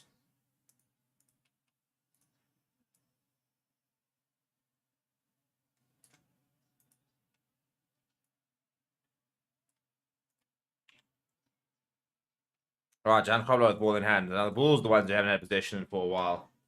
Currie Cup giving him the instruction. It'll be interesting to see the Lions try and contest this. That didn't look particularly straight, I must admit. So hopefully we can get some smart balls into this into the Currie Cup here. But Harold forced a strong carry from him. Bruce Pierre. Big carry coming there from Ulrich Lowe. Jakub Asaki all over that ball. Jakub Asaki has turned it over. But then Reedman turned over. Why can't we get the penalty from it then? Marcel Kutsia to Currie Cup. Over that ball once again. Now penalty advantage for the Bulls. Harold Forster to David Creel. Creel wrapped up in the tackle. And Rosa Pierre, new advantage. Rosa Pierre! Well, that, I mean, how does a scrum half, of all people, managed to just hold up half a team and go over. Once again, shambolic defending. Goodness me, that is bad.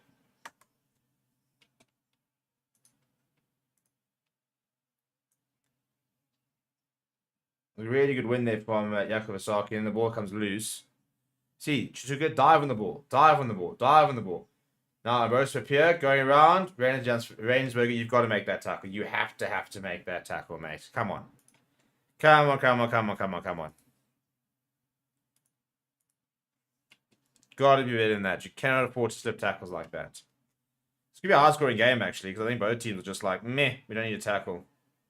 I mean, we've got 27 points in 19 minutes so far.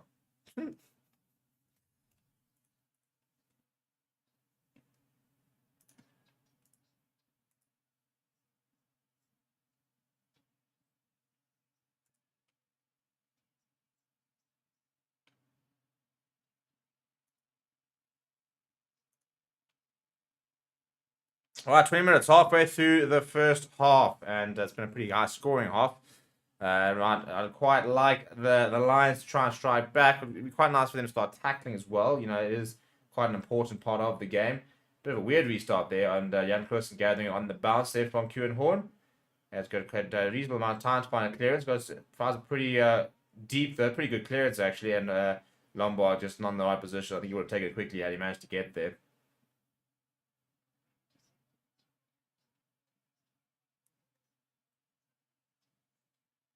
Yeah, so they put the Lions back inside their own half, so the Lions will have to build from deep.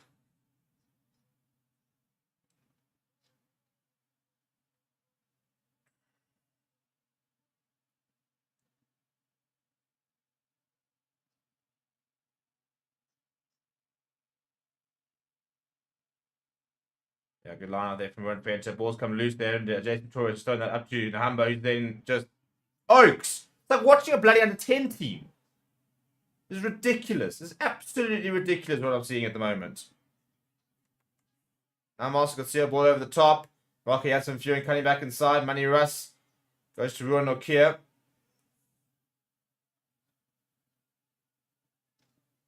Big tackle on Jan Kobler. Harold Forster through the middle. Mornay Smith over. I'm actually embarrassed to be watching this as a Lions fan. This is actually embarrassing.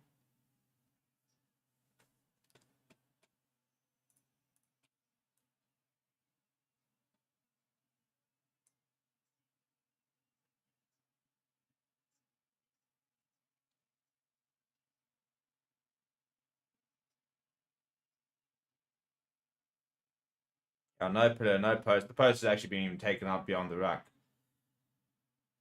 This is dreadful. Absolutely dreadful.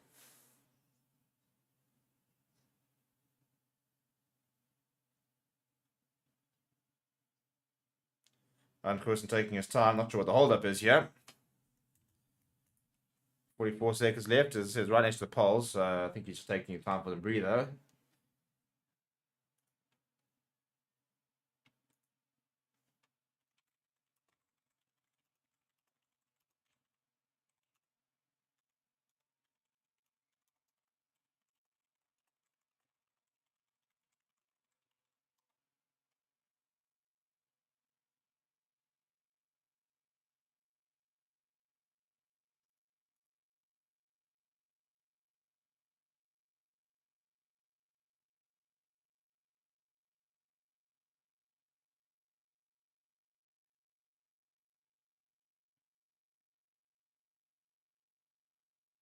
Right, this time a bit of variation on the kickoff, and it almost catches balls out. Jan Kobler, they're fumbling the ball a couple of times, but they do eventually manage to secure it. So just by the 10-meter line, Cheslin Kolbe.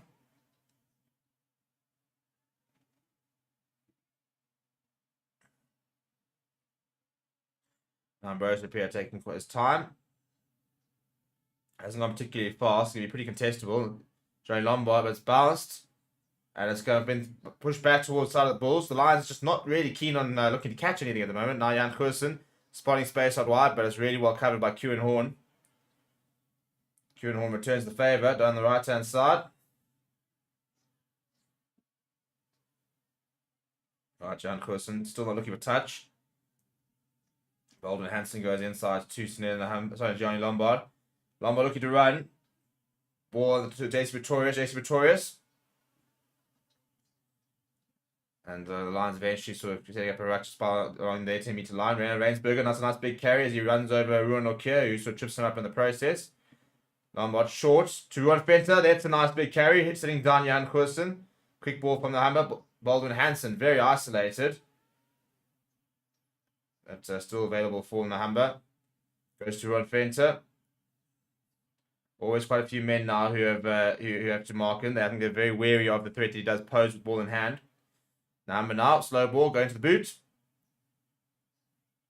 Oh, this could be going out in the full. It is going to go out in the full. That's a really, really bad mistake from Nahamba, especially when you're under pressure. You count mistakes like that. Mistakes like that, you just put all the pressure back on the side that's already under pressure and really struggling.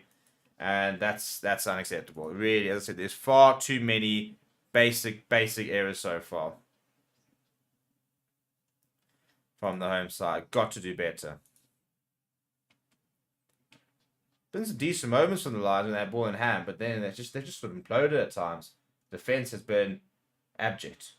Zeman Khans, good handling, good read though from Edel van der Merwe. Ball going back, ball going forward though. Jason Pretorius coming away with it. So turnover ball here. Pick up and go from Emmanuel Stuka, getting past the halfway line. Asnat Kabakanya at scrum off. Ruben Skuman. Good appreciate the laws there. Now Lombard to Maniras. Maniras, ball over the top towards Franco Horn. Franco Horn steps back inside. Just inside Bulls territory now. Nahamba, slow ball. Lombard delays the pass to Kabakanya. Bulls defense is up quickly. Now Lombard on the bounce. Jason Pretorius having to do a lot of cleanup work at the moment. I have to tell you what, he's pretty hard. He just plays exactly like Quack Smith, doesn't he? Right, Lombard now going to the boot. Not too many options there. Sees a bit of space though. That ball, if that gets the right roll, this could be a 50-22. Similarly, Navuka's having to run back quite quickly. Ball back inside. Jan Goosen's got much more time to find a clearance. He does find a clearance, but it should still be inside the Bulls' territory. So an opportunity for the Lions to try and set a set piece. Lombard distribution just not been quite there yet at the moment. And credit to Jason Pretorius, who's found himself in a lot of sticky situations and done quite well in coping with them.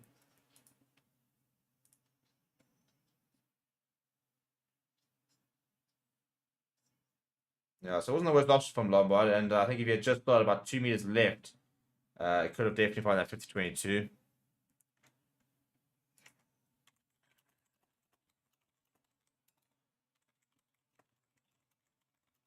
Nice work on the line up there, but Master Garcia is over. Penalty advantage though from not running away. Nahamba to Ruan Fenter. Slow ball this for Nahamba. To Lombard. Lombard chip over the top. Money Rust is lurking. Money Rust trying to regather. He was taking out the ball, but they're going to go back for the penalty anyway.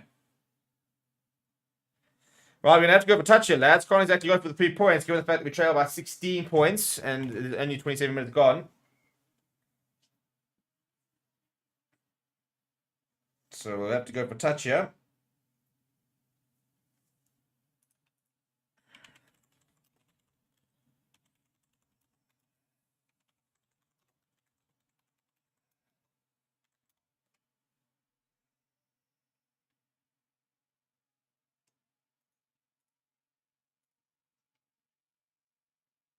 And he doesn't find touch. Oh my goodness, guys. That is, you know, these kind of nice things. Well, thankfully the Bulls are lost it forward and we're going to have to go back for a scrum here because that's just, but that is so basic. You cannot be doing that. Cannot be doing that.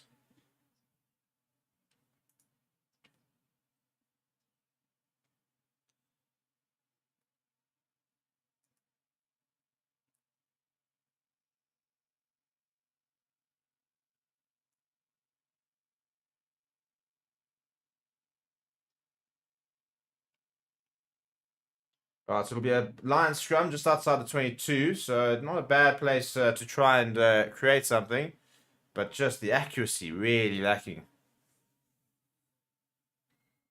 Right, penalty though at scrum time, so we'll be able to kick this towards the corner. Come on, that's a bit of a momentum switch that we'd like to see. bit more of that, and I'll be a bit more of a happier man.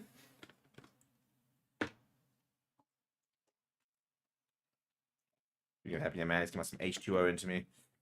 Try and spit out the brandy from last night. Tough times. I have to refill the water bottle at half time.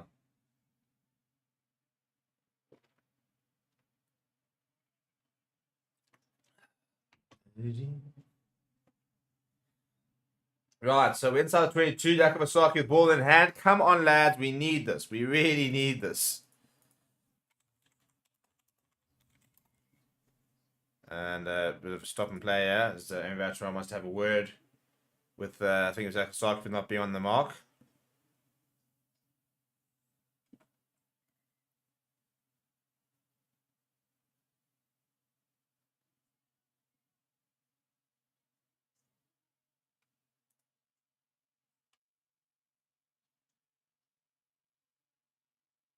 Oh, I think the AI needs to stop moving.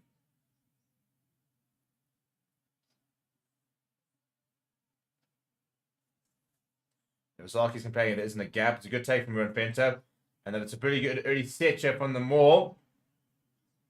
I tell you, they're still going. They're still going. They've got the run in there. They've got the run in there. That must be potential penalty try area. Yeah, we've just short. Penalty try it is. Come on! Let's go! There we go. I mean, this is the most mental match ever. Absolutely mental. And Johan Kobler goes to the bin as well.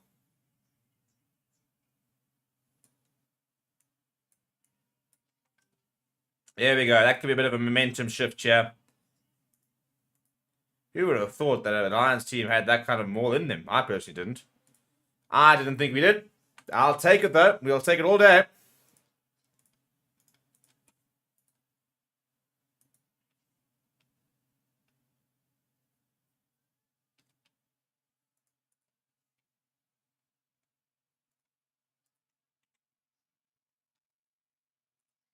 And that sums it up. That just sums it up. We've just gotten a penalty try. Yellow card from the Bulls. Biggest opportunity for us. And Ruan Horn has gone. Ball's gone straight to the breadbasket. And he's knocked it forward. That is so, so poor. Especially from one of my most reliable players. This is why we can't have nice things. Moments like that is why we can't have nice things. Ah, that's so annoying. Oh, you need a big scrum. We did have a scrum penalty the last scrum, so hopefully we get another one. Anyway, Jan Hendrik Vessel's coming on now because Jan Kobler has been binned. So I don't know who's going to be sacrificed. I'd imagine I'd like to win Nizam Kar. Albert Lowe still there. Yeah, it is Nizam Kar.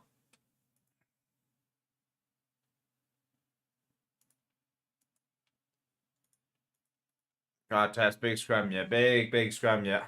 That's... You know, you just think, penalty try, you catch that, you clear it, you put Bulls in a bit of pressure, you're playing against 14 men, you want to try and up the tempo a bit, you can try and get another try before half time, get yourself within like 2 points of them, cool, lacquer, go into half time thinking, yeah, we're still in this game. Ball straight through the hands, and now all of a sudden you got a defensive scrum inside the 22. It's going to be a reset though. A lot of issues on that other side there between Reinsberger and Mornay Smith. Mornay Smith did concede the penalty, which led to the line out that the Lions did score the penalty try off though. So, but under a bit of pressure from the youngster is Mornay Smith. Quite highly rated as young Reinhard Reinsberger. Cool name.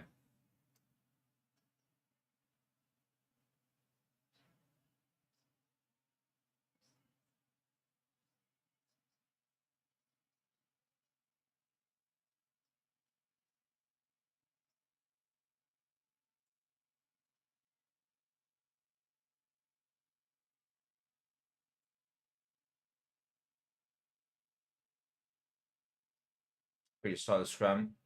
Balls go to the left-hand side to Jan Kursen. Jan Kursen to Timon Hans. Good tackle being made by Baldwin Hansen. Big defense, 98 from the Lions. Marcel Coetzee crashing it up. Now Kursen popping up to Jan Hendrik Wessels. Asnate Klavakanya with the tackle. Both appear now to Ruan Nokia to Gerstenekamp. Jason Torres getting over that ball. Jason Torres, come on! That is why we signed him. That is what we want to see from him. Straight over the ball.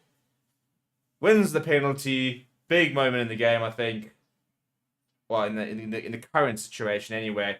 Need to try and find a good clearance, but under a bit of pressure there, much better from the Lions. A couple of good tackles and just let him cook. Let him cook. I tell you what, he's really starting to get to grips to 50s, which is pretty exciting because we don't get nice things as Lions. So it'll be really cool if we can take another Blitzbok and just turn him into something quite special. He's a very cool player to watch. It's a fun player to watch. So if we can get him right and get another Quacker Smith going, be very, very chuffed with life.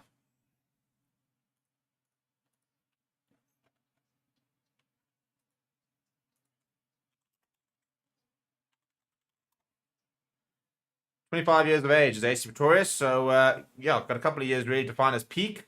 If he's looking for Springbok ambitions, then probably looking for that 2027 World Cup, really, where he'll be, what, 29 years old. Hails from Secunda. Not the typical birthplace of rugby players. We're quite coming from that side. Went to I think Middleburg. Played well over 100 games for the SS7s.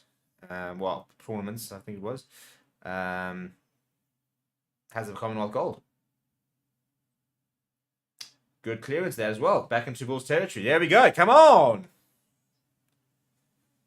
And I think he was actually nominated for World Player of the Year. Well, the Sevens Dream Team. Right, line out for the Lions, and it's up on the halfway line. Yakavasaki needs to stay in line with the AR. Apparently, that was the issue last time.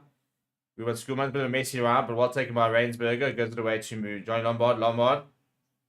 Tyler Box going pretty direct. Jan Klussen has never released that. Yeah. Chatuka now being used to the battering ram. Good carry from him. Now Nahamba. Kieran Horn stepping inside. Getting away from one. Getting away from another. Still going with Kieran Horn. And it's the other way to Yakmasaki. Take up on him over. Good carry there. Now we run Fento with a bit of a run up. That's good carry from him as well. Good momentum this from the Lions. Now, Lombard. Box. Who I think for me has obviously been on the cheeseburgers in the last couple of weeks. He just suddenly looks massive. Chatuka. Straining hard. Good carry from him. Nahamba firing out to Lombard. Lombard to Kieran Horn. Kieran Horn, the man who started this whole thing with a very good little carry from him. Now we run Fenter. We can see the 22, so good momentum. 9 phases so far. Lombard. Manny Russ. And he's thrown straight into Jan Klussen. Ball, but back to Lombard. Knock on advantage here. Edel van der Merwe. Chip for himself. Oh, he's been cleared off the ball. Has he got the pace? Oh, he's got the pace! I tell you what! Come on! He's done it! For van der Merwe. I think they might have to have a check, but I think he's done it. Send him to France. Send him to France. Give him a 10-year contract. Give him all the money. Come on. Look at this. Something like nothing. Just chip over the top. I mean, everything there. He's been pushed over there by Creel. He tips it over the top. And then it's got Jan-Hendrik Wessels to beat. And he just... I mean... That must hurt. I mean, Jan-Hendrik Wessels just landed on top of him. It's just the desperation, yeah. I mean, he's got a good 2 meters to try and gather up within about 10 meters and just dives in front of Jan-Hendrik Wessels. That is brilliant. Oh, he even has something to say. I love it. I love it. Nothing better than a Yexke dive with a bit of bite to it. Now Nahamba, 2 from 2 so far.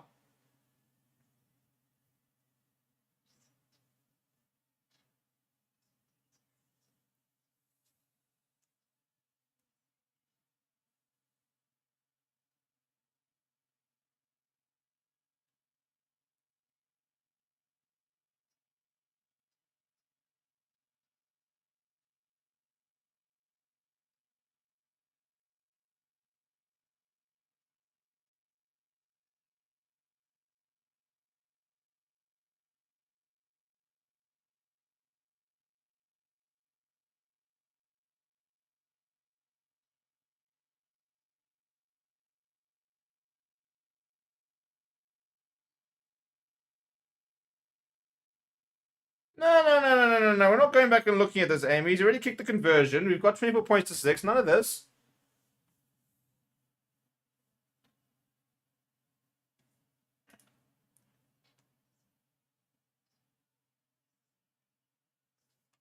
What are you looking at, Jack? He's talking about a knocker. I'm not entirely sure where the knockout's going to come from, yeah?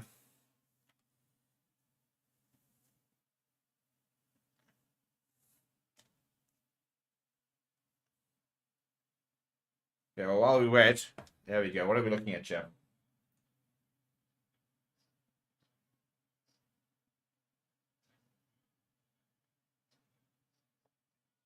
So here, I'm not sure what we're looking at. Comes off the hands of Ruan Nokia. Then off the hands of Ruan Nokia. Then he doesn't touch it. Does it van der Merwe. And he kicks it. What's the issue here, people? What's the issue? There's another issue. There's no issues here.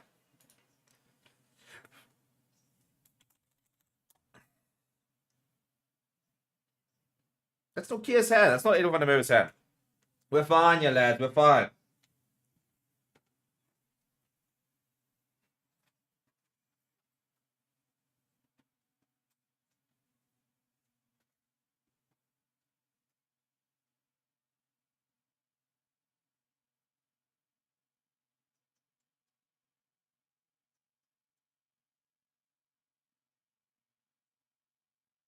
No, wait!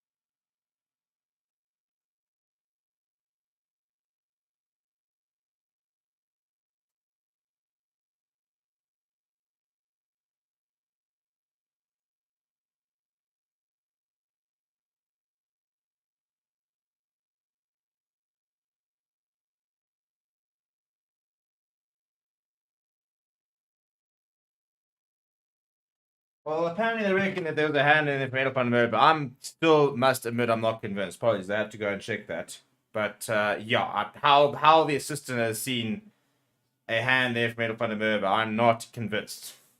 I feel robbed. I feel robbed.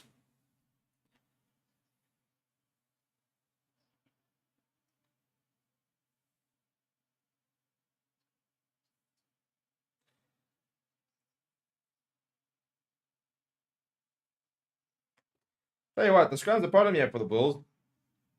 And it's always been the same size. Mornay Smith Rainsberg battle that seems to be causing the issues here. That would have been so important. 2-point lead or 2-point deficit with 3 minutes to go for half time. That would have been huge for the Lions.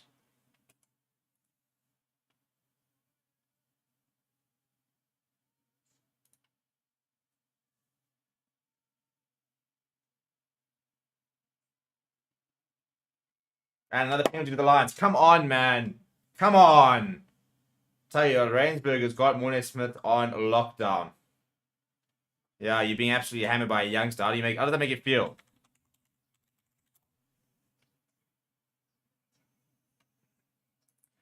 He's like 22 years old as well. Unlucky, Mornay Smith. Unlucky.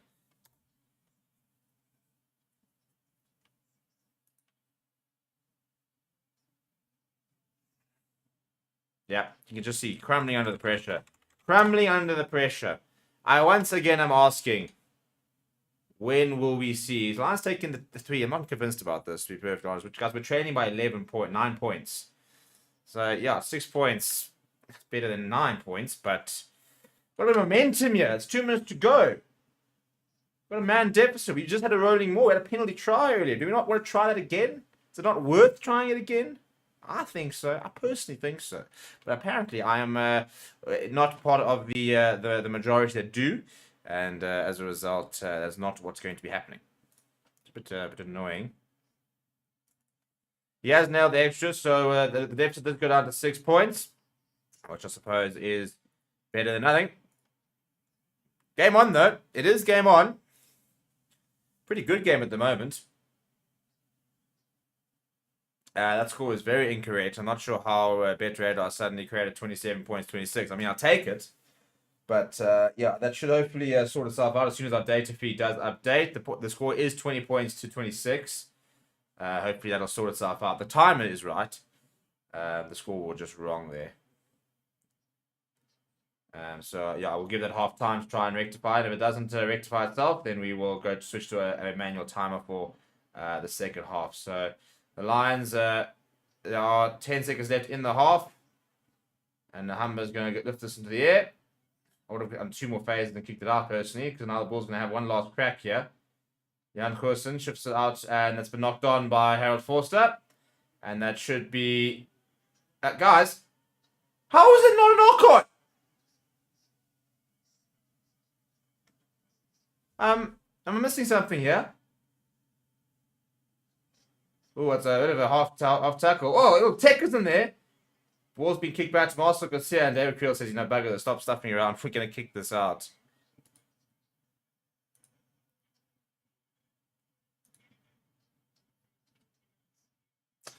Right, well, for half time, and the Lions not out of it. They defended dreadfully, but not out of it. And the Bulls, they really did go down to a one-man down. Jan Kolbe will come back on shortly after half time, so it should be an interesting second half to come. The Lions definitely sort of started playing a lot better towards the last stages of the half. Scrum battle is interesting. Reinhard Rensburger seems to have finally got the measure of Mornay Smith and gets in the end the better of him.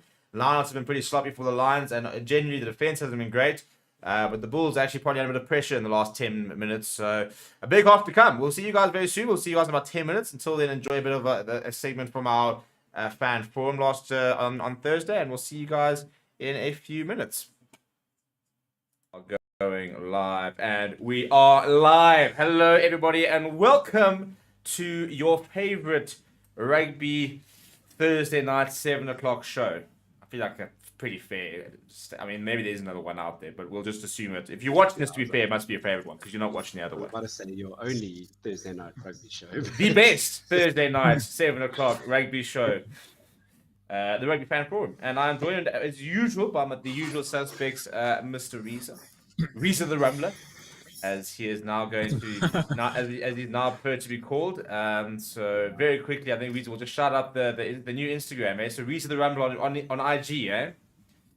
Yeah, unfortunately, appropriately named by you, Steve. I won't say the reason why, but anyone who plays golf will relate. But yeah, check it out if you can. Yeah, okay. And then we're joined by Mr. Curtips himself. I'm not sure if he does Instagram, but he is on at the Curtips on Twitter. Chris, apart from your flurry of a life, how are things treating you? Yeah, other than that, yeah, not too bad. Thanks, Stevie. How are things with you? Yeah, look, it's tough out here. Where there's warnings of stage 8 load shedding. Managed to heat up dinner before the show, so I'm sorted. I know Reason's on the clock. They're trying to make sure we've got a bit of food for later. So we're coping as best we can out here. I found out that Damon Fenter, who was the Lions' young hooker that played SA under 20s, is on the bench for the Sharks tomorrow. So that was a nice way to start the evening. Didn't even know we had left. So I suppose I could say I've been better, but. What can you do? What can you do? Such is the life of being a Lions fan. So the player drain continues, I suppose. Yeah, well, just be nice if they could just tell us, just like a little bit of a heads up. I see you selected Frankie Horn for the Springboks, going all the way. Yeah, no, so I did my URC team of the season and put Frankie in at 8, which actually I thought was going to be quite controversial. It was actually very boring because all the comments are like, yeah, fair. And I was like, argue with me, people. Tell me he's not. But everybody's like, yeah, well, Ulrich was pretty average. Notche played half the season. Pepsi played half the season. Evan Lewis didn't really play. And Diamani was kind of a bit everywhere. So. But it's a URC team, right? Because I think Vista's probably the incumbent now. Yeah, so I did an SA-based URC team of the season. So, for example, I didn't include like a Dwayne Muren, for example. So just out of the 4 SA sides, who were the top performing players. Yeah, it would have been Roos last year, but Frankie's earned it because Yeah, Good so chat's got a lot to talk about tonight. We've got a Leinster F up, is what some of the fans are talking about. I've created a bit of a stir because I asked the question: have they disrespected the competition by fielding a B side and getting knocked out? Stormers doing the business.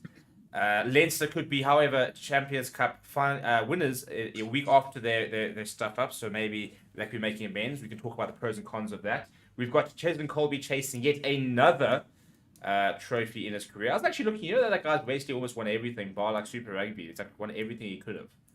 So, yeah, pretty big game for him tomorrow. Send And Chesy to the Crusaders, huh? listen to the thing, surely as a player, you must sit there going, like, do I just do like literally, do I do a 1 season sabbatical Crusaders? Do I do like a season in like Saracens and see if I can just do it all? Sure, why not? I mean, there for the taking.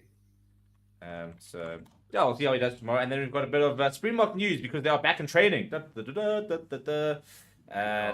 we've got a very interesting, not really an update, but a teaser. He's teasing us. And we're going to start with that as the Kolisi news, which I'm sure is why everybody is here to find out what we mean by will Kolisi make the Rugby World Cup. And I'll tell you exactly what we mean. So Mr. Sia himself posted, I think it was yesterday. First of all, for those that don't know, the Springboks are currently in Durban.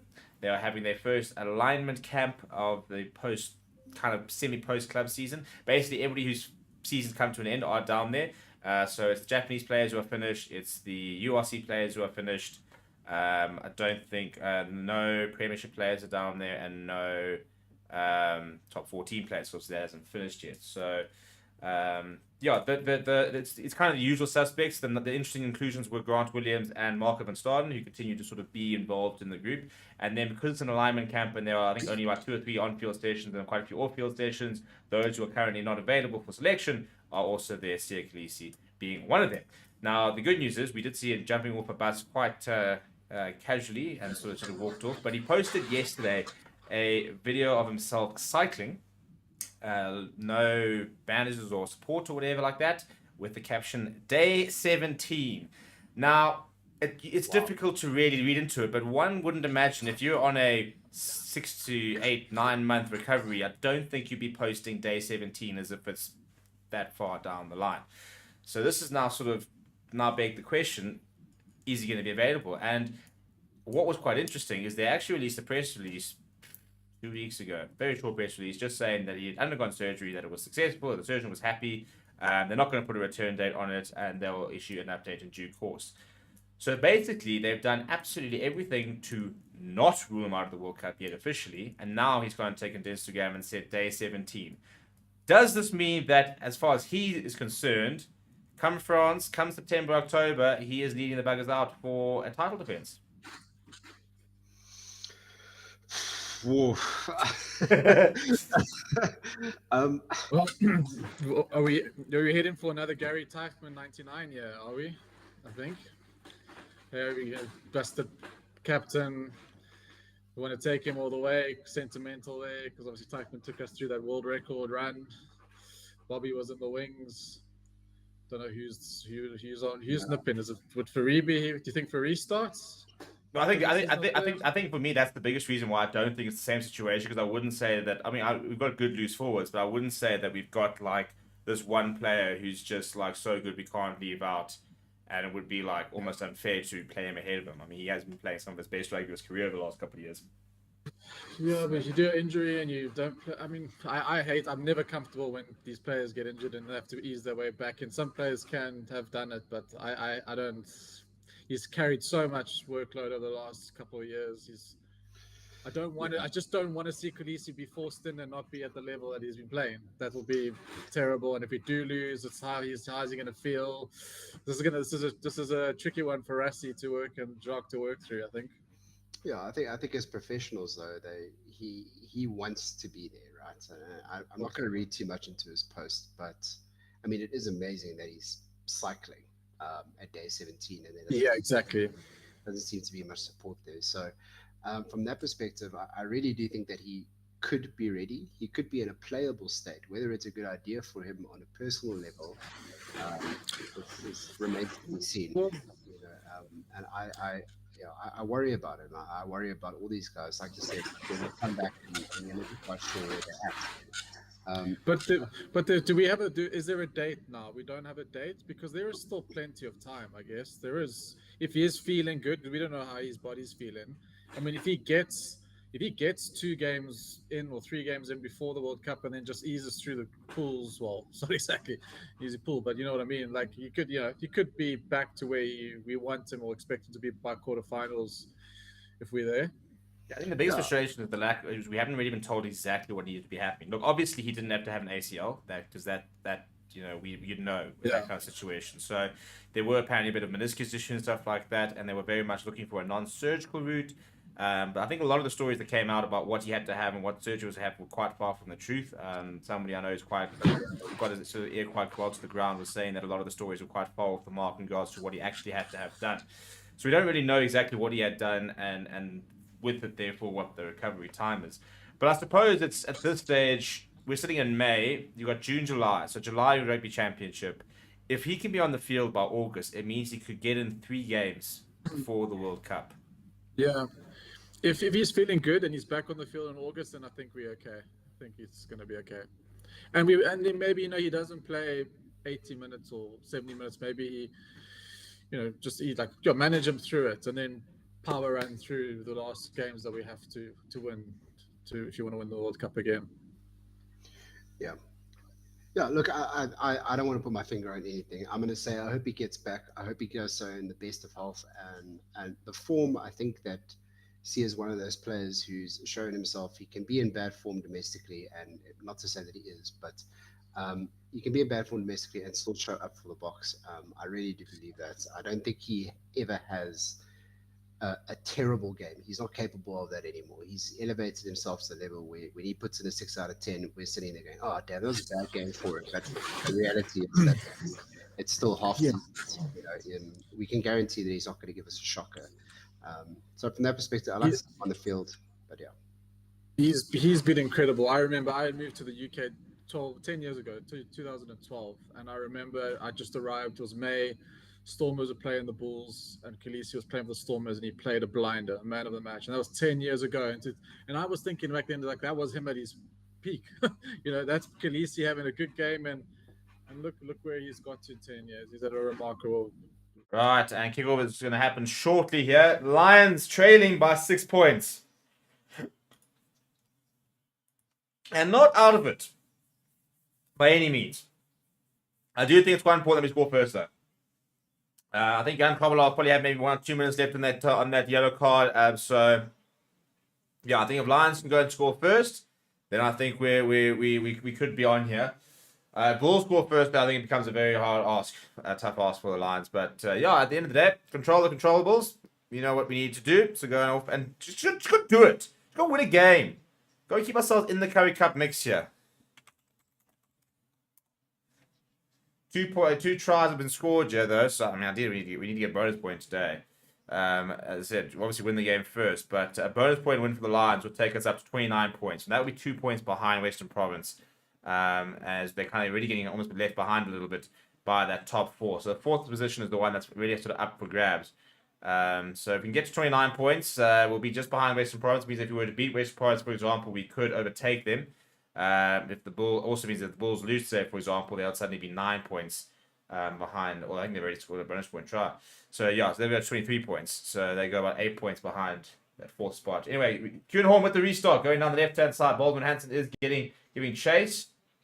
That's Chase Victoria's giving it chase. Nice little show of speed there from the former Blitzbok.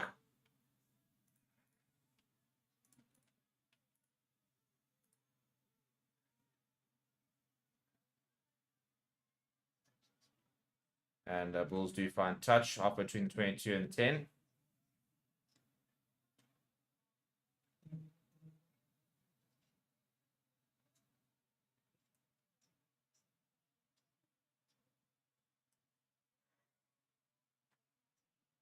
Right, so Bulls are back to a full contingent, so I can remove the yellow card. You go to the back of the lineout to Frank Horn. Not a bad lineout. Surprised it actually worked. And a penalty as well, right in front of the poles. This should be 23 points to 26. And I think it's Ruan Nokia. He's found himself at the bottom of that rack. Frustrated, and he knows it. He does know it.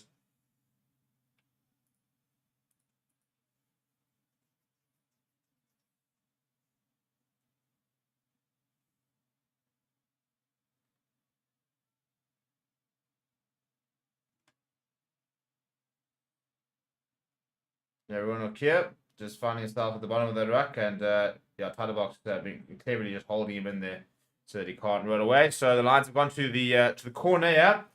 Big opportunity. Big opportunity. Score a try here. Get the conversion. And it would be a lead for the Lions. Nizam Carr has been back on the field, by the way. He's come back on for Jan Andrew Vessels. Obviously. And looking like another good Roddy Moore here from the Lions. It's spinning towards the right-hand side. Ball is available at the bottom, but there's a lot of lazy runners there. Come on. Amy, they've got to move here. No ways. You can't just stand over the ball there. How was that turnover ball?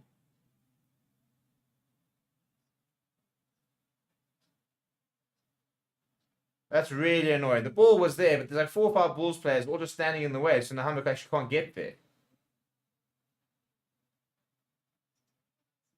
That's so annoying.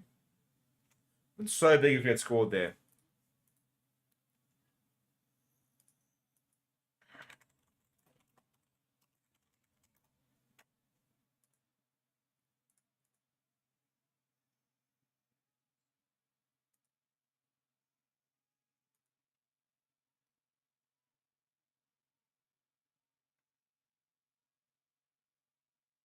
Varnish now for the Bulls. And of course, delayed the pass to Jan Kursen. Looking to try and run it up. Bolden Hansen getting across to Creel. Creel stepping inside. And forward pass. Looking back for the penalties. That's a free exit for the Bulls. That's really annoying. Had a really good opportunity to really go and try and sort of put them under pressure. Hey, man, I just kicked off. Come on, the lads. Look at me, sacrificing my my footy. I need to watch more footy. Don't get enough time to watch the footy. Who's playing for us? No, not a bad side. Not a bad side at all.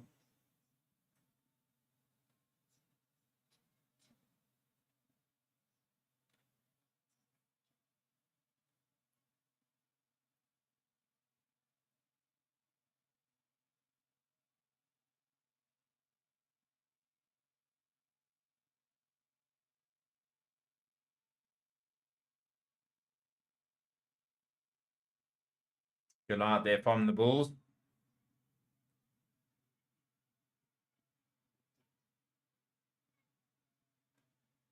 Use it with a call, and they haven't used it.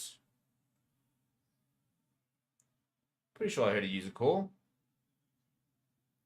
Nope, still going. It's broken apart. It's now gone down. Ball's available for Bros Appear at the back. And it's out. Oh! Everyone Fenter can't believe it. Guys, it's not hard. Ask the question. Ask, is it out? Is it out? Is it out? And if she says yes, go for it. But we can't just assume that Moss considered the exact same thing. So literally, I mean, last 10 penalties conceded. The Lions haven't conceded a penalty. I mean, that's the first 2 they conceded out of the last 10. Bulls conceded a penalty in the 14, 17, 28, 29, 31st, 33. All the Bulls were doing was conceding penalties. And all of a sudden, Lions were conceded back-to-back penalties and are under pressure. Discipline, boys. Discipline. But we've stolen the line out. And Nahamba is, David van der Merwe is going to clean things up. Oh, Edward van der Merwe on a run. Go, Edward! Goodness me, look at this pace, by the way. He's still, oh my goodness. Oh my goodness. That is try of the season. That is try of the season. That is disgusting. I'm actually like shook. How has he done that? How has he done that?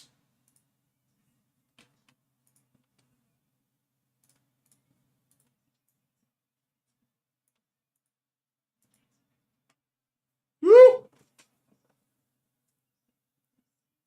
That is unreal, by the way, from Edel van der Merwe. He's just gone end to end. Oh my goodness, that is phenomenal. Absolutely phenomenal. That is the literal job of... How can I do it myself?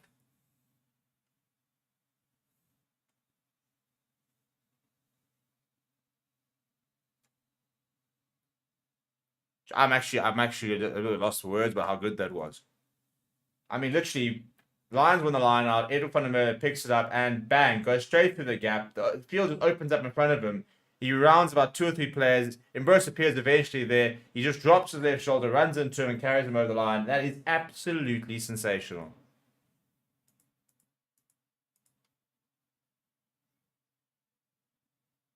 Try number 3. This conversion for the lead. Come on!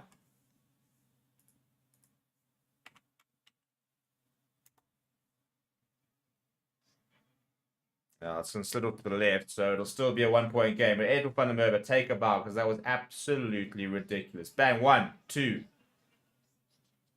Just look at the pace. Look at the pace. Bang. Just rounds Creel.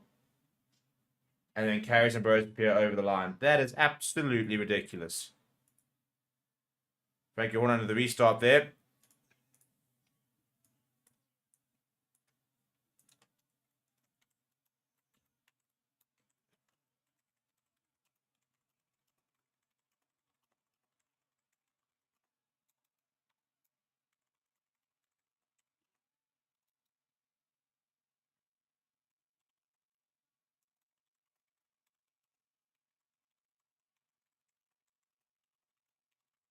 Good carry there from David Creel. After the restart, the Lions went towards the left-hand side. Didn't look for touch, and Creel has set up nicely there. Bulls on the 10-meter line, shifting out towards the Ruan Nokia to Jan Goosen. They got the numbers here. The Bulls need to shift across here. Steven Gans. Baldwin Hans is getting across there, and Manny Russ as well, right up against the touchline though.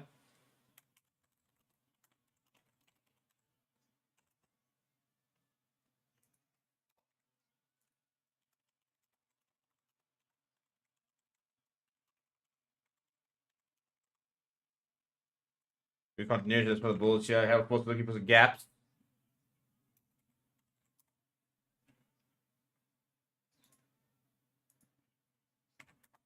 So not getting too much go forward ball here are the Bulls. Burst Pierre, very, very slow ball here as well.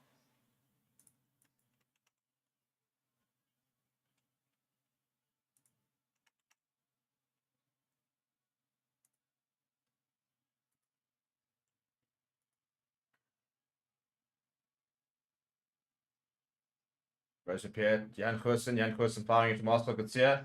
Run feint to get in there. Making the tackle. Burst Pierre pick up and go. David Creel goes to the boot.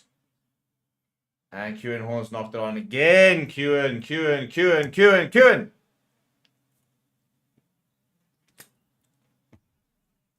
It just bubbles right in front of him. It is difficult, but goodness me.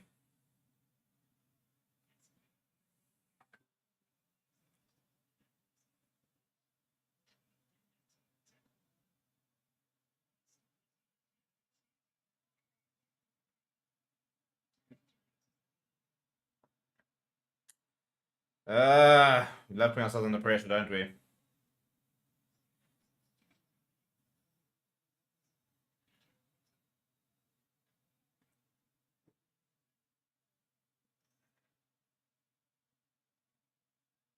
A couple of subs here. Very, very surprised to see the PDF Words coming on. So they got all our lineouts. Ruan Drez come on at loose here. I thought that Reinhard Rainsberg was doing a good job, though, to be fair to him. I was very impressed with the shift that he was putting on.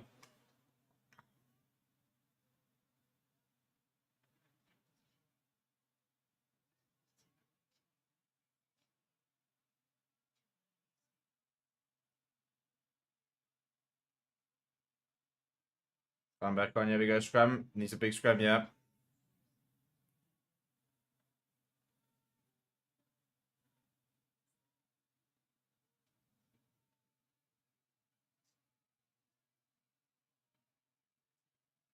Big scrum though.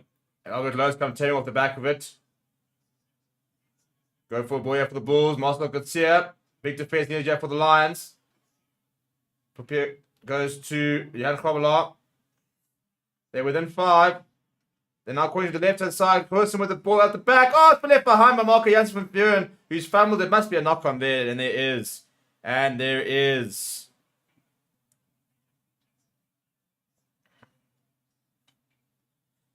Penalty for what?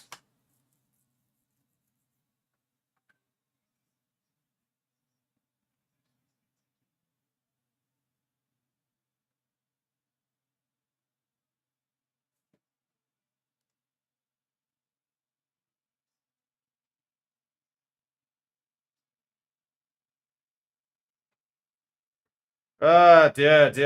Right, pressure on for the Lions. A great pass, by the way. Jan Koos in reverse, just Peter. I mean, he's one of those players that can pull that off. Francois Klopper's on for Morne Smith. That's not. He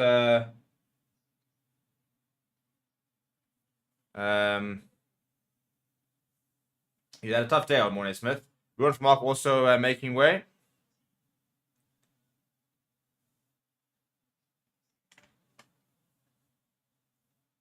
There's a penalty here. Ball's looking to go to their pick up and go. They're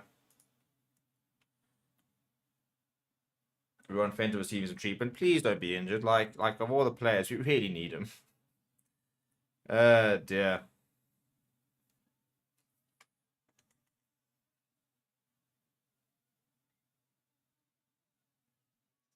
Let me go from Owen Low. Now Marcel Coetzee, good defense so far. They just short jar the Bulls. Come on, lads, defend.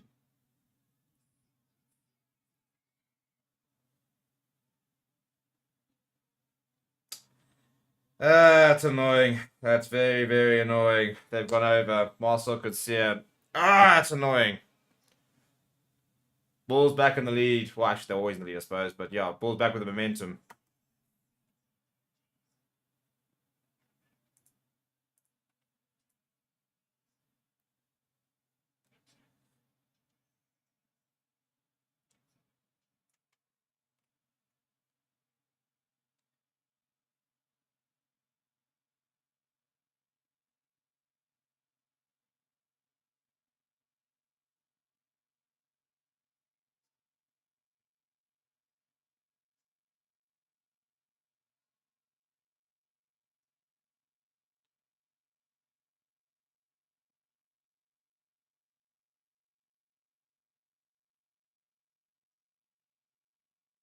Yeah, proper raw power there. Proper Bulls rugby. 33 points to 25. An 8-point lead that they have opened up.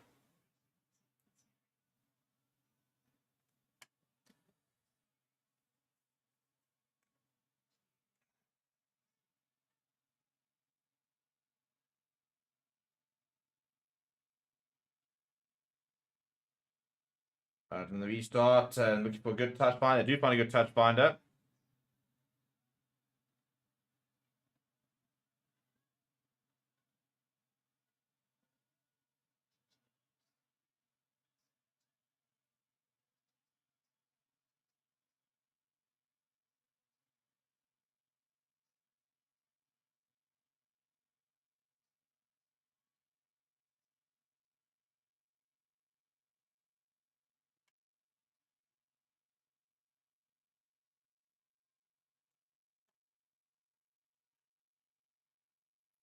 Right.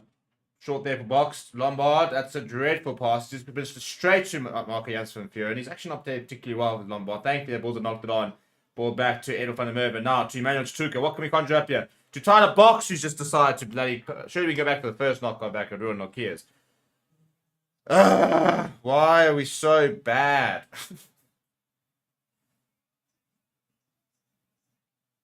Just look at the pass. Just watch the pass into your hands. It's not hard, you people. It's not hard. It is not hard. Maybe it is hard. I don't know. I don't think it's that hard. Tyler Box, because he's having a good game. I'm not convinced by the haircut so far, but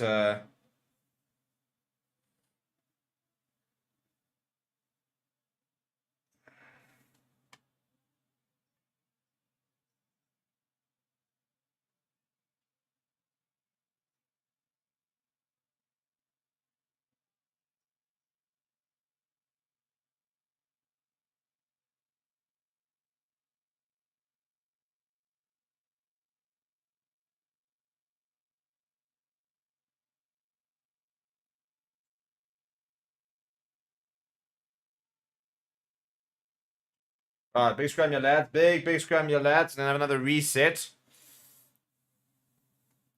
Right, SJW saying Bulls need to do me a favor and to take Creel off. Yeah, that's a bit of a tough one, hasn't he, old David Creel? Dion saying Province needs the Bulls to win. Yeah, they do. They probably do. And try and create some more space between a bit of a buffer.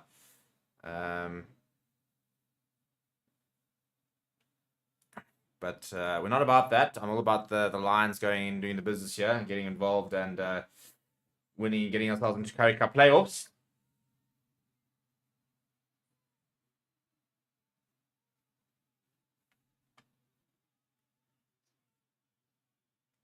And now it's a bit of a chip. That's a bit of a weird kick. He was sort of falling over as he was kicking it. Anyway, it falls back to Creel.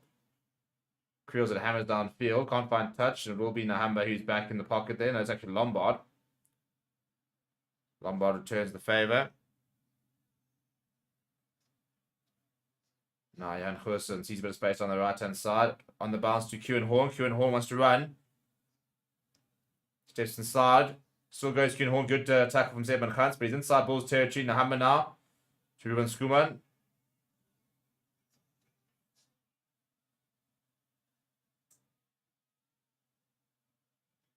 Kabakanye. Still goes, and Kabakanye gets away from two. Nahamba now back towards the left-hand side. Ruben Fenter. Good offload to Ruben Skuman. That's a nice bit of carry. Getting a little more momentum going. Nahamba now going to Manny Russ. 6 phases so far from the Lions. Now we're on Drab. Big hit on him. Not too many options here. So Nahamba's just going to go to the boot, which is probably the right idea. Right. High restart there. Jan Goosen under a bit of pressure there from Edel van der Merwe.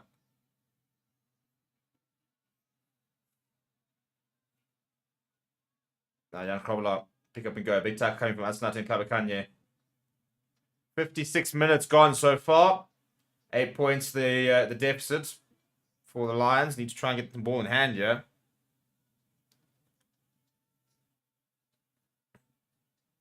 Right, Kewan Horn weighing up his options. And deciding to go straight. A couple of steps around. Really good breakdown work there for the Lions. Nahamba now going through Skuman to Manny Russ. Manny Russ steps back on the angle. Good Manny Russ. Go Manny Russ! Good carry from him. Oh, he's left it behind as Ruan Fenter. Knock on advantage. I tell you, he would have been through as well. Now, long pass out. That's why our tight heads don't throw those sort of passes. When Nizam Carr has knocked it forward, we'll go back for the initial knock on. Oh, I'll tell you what, Ruan Fenter holds on to that. I think he's through. I think he's absolutely through.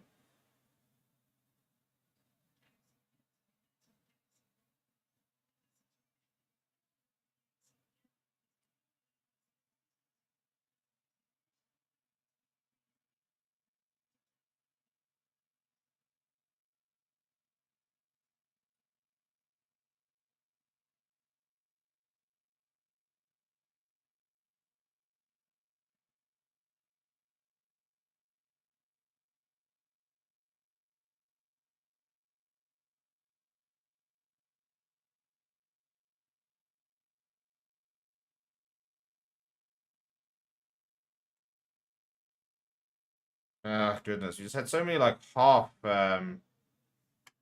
chances. I mean, just a couple of passes start sticking, a couple of moments, and we'd be in this game.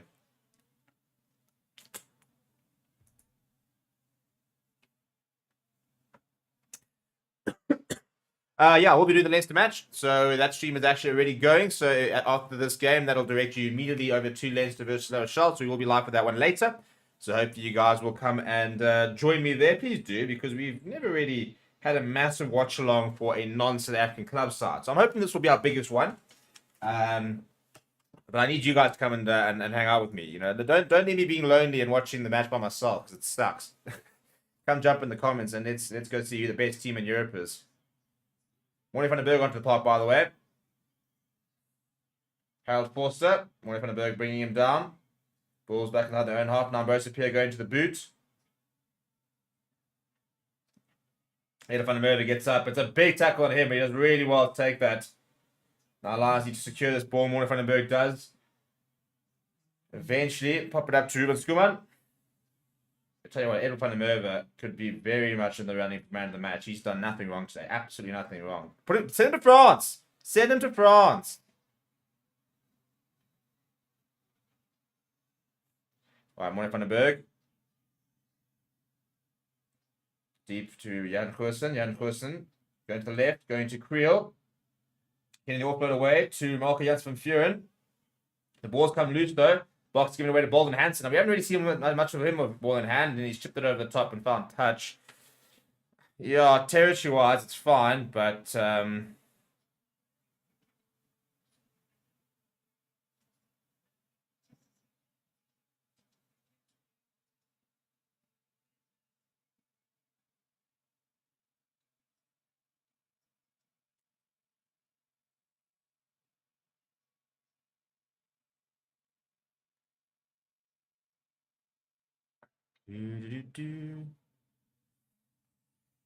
yeah, I'm not sure about that. I just don't understand why. I don't mind going to the boot, but like chip over the top and chase. Or if you're gonna try and find territory, hammer it into like the 22, because that's just now sort of been chipped into a bit of space in behind, halfway between the 22 and the 10. So the Bulls are looking for the rolling more here.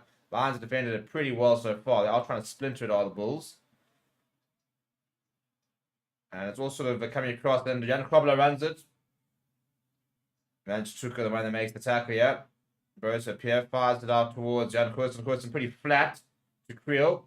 Manny Rust coming across, picking out his legs. Tyler Box trying to get over that ball.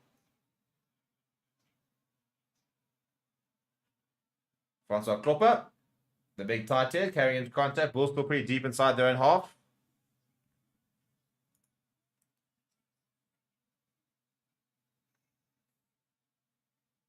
All right, now Bosa Pierre goes to the boot. Kieran Horn off underneath it and taken out in the air. Thank you very much. Gets the penalty as well. Good taking, Kieran Horn. Ruan Okia just mistiming his tackle.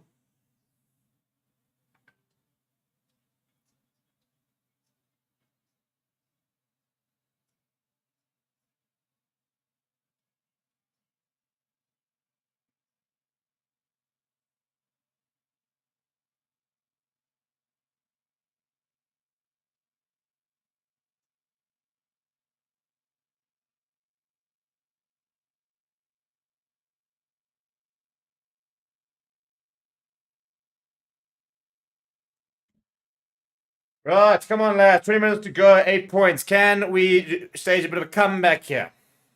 Can we do it? We can do it. Question is, will we do it? And how will the bench play? Ruan Smith on for and Klaver Kanye has become such a solid performer. Very happy with him. Kutsia on for Hansen. I like that substitution, actually. I do. And Kuhn will go to the wing now. Right, Ruan Fenter, front of the lineouts. Rolling more, yeah. Shifting towards the right-hand side.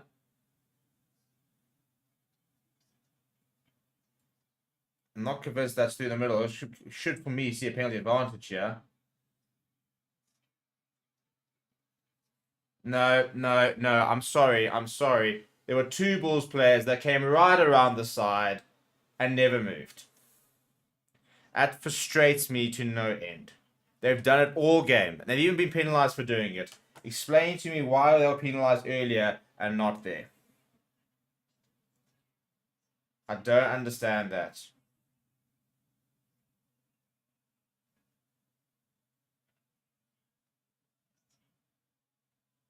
I'd like to see that full more because, as I said, they've been penalised for coming around the side so far.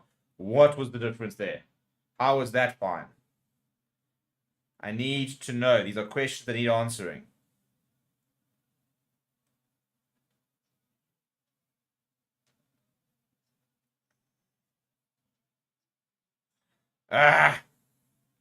Score prediction for La Rochelle. I'm going. I said Leinster by 5, I believe, in the fan forum on Thursday. I think that was. I probably have to sort of stick to that, don't I?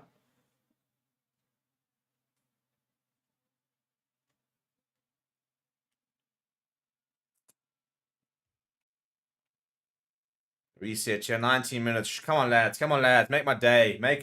Very keen for the game, though. I'm hoping, as I said, you guys are going to join me. We've never really had a big non-South African team stream.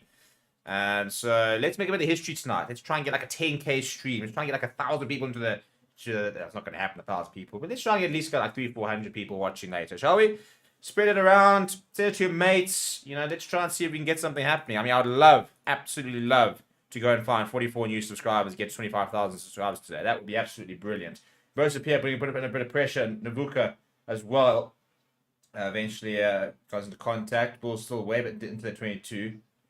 Now Ruan Nokia. Good tackle. They came from Ruan Andrea. So Lions doing well to keep the Bulls pinned back.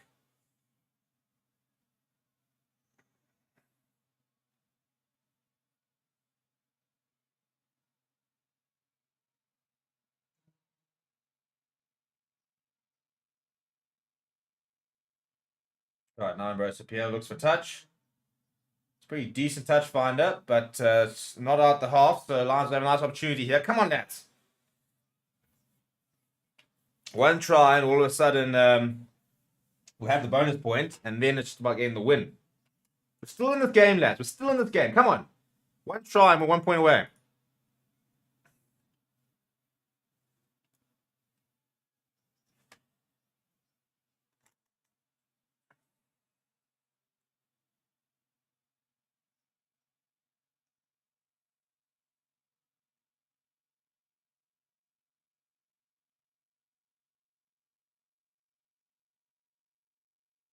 Scuba now Jason Pretorius giving it, and that's a really good start for Reynald Jonko, who's left the ball behind, thankfully backwards. But lost a bit of momentum there. Darren Landsberg now in at scrum half, going to Ruan Smith, his brother JB Smith currently injured. Marcel Garcia, I'm not convinced that was out, but apparently play on. And now the Lions having to retreat. That's been good. Keep rolling, keep rolling, keep rolling. Well, I know he couldn't afford, but I tell you what, if he had waited a bit longer there at Andrews could see, I think that ball was going to go out, and we could have went all the way back for a scrum. But yeah, let's not take the chance, I suppose.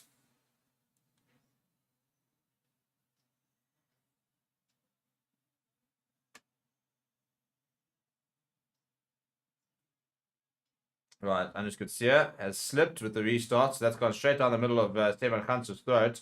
He's thrown above the head of Nizam Kar, but Nizam Kar getting the balls back on the front foot outside the 22, so this has worked out really well for the Bulls, really badly for the Lions. Inside ball to Jan Kobler. Jan Kobler still going, eventually brought down by Darren Landsberg. Penalty to the Lions. Come on! Come on!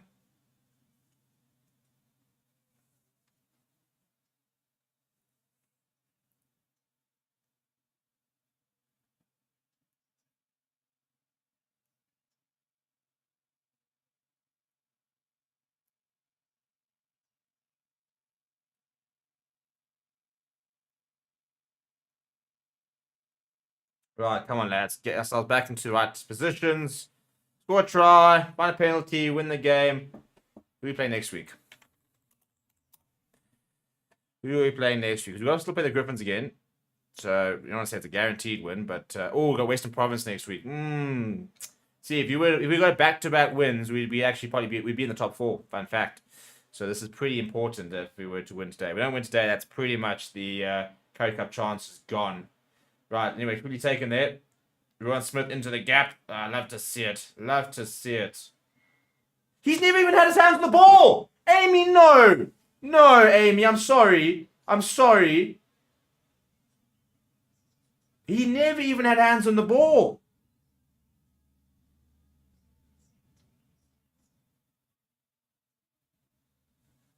No, no, no, no, no, no, no. No, no, no, no, no, no, no.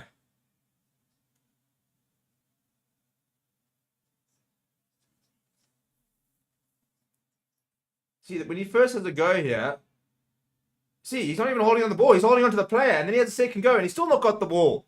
You can't pull the Oak's armpit and claim holding on. No, man, that's so annoying. That is so annoying.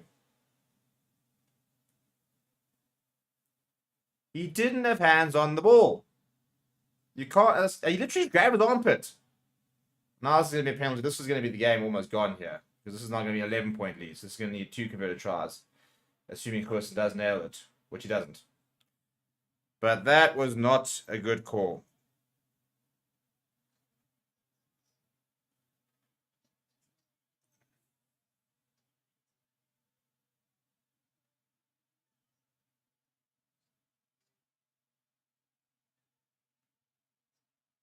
And it's been charged out. That sums it up, doesn't it?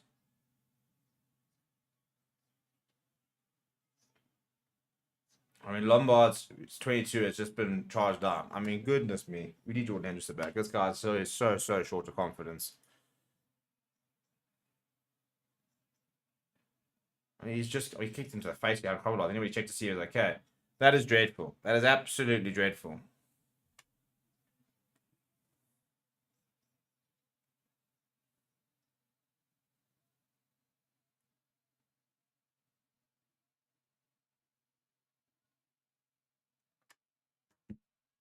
Knock on there. Thank you very much. Turn of a ball. Warren Bergs and hammering this. He's trying to sneak in that 50-22. Roll. It's not going to quite roll.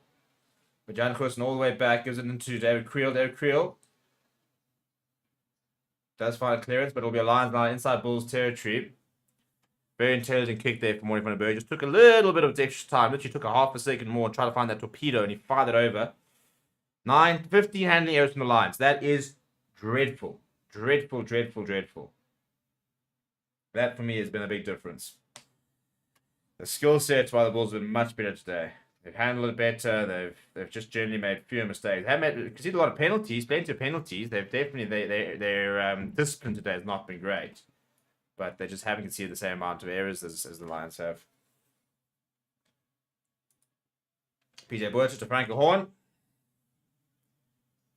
Reynard Jonker. Warren van den Berg to Chatuka. Good take from him. Good momentum in the lines. Warren van den Berg on the right hand side. Good take from Jonker once again. He's trying to find a bit of space. Low center of gravity. Now Rowan Smith. Wrapped up by Harold Forster, but now got a bit of a leg drive. Good leg drive. Yeah, it's still going. Good work. Warren van den Berg on the right to PJ Butcher. PJ Butcher thought about playing the pass, then kept it himself. Working to try and find a meter or two post contact. Ruben Schoolman. No advantage. It was initial knock on, so we'll go back for it. Thankfully.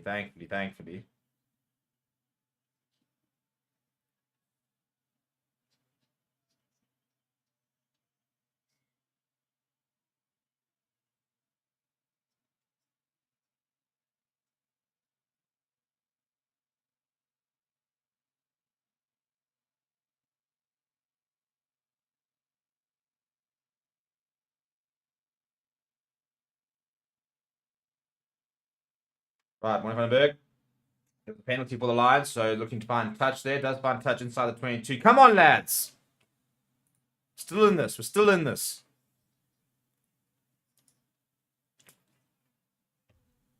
And Andrew Vessels comes back on the park. You'll see out the last 11 minutes. Jan Krabbelaar, another decent match for him, apart from the yellow card, but that was, one of those things you just can lap some more. Penalty try, conceded, and the yellow card is always the result of that. They've got to Ruben Scrum in front of the Lions. Needs to have a much better maul this time. Last time the Bulls came around. It's looking a bit better. Looking a lot better. They've got a bit of a run. JC Pretorius holding on to it. Short. Oh, I'm not sure he's out. I don't think JC Pretorius is out, TMO. I think the other player is out.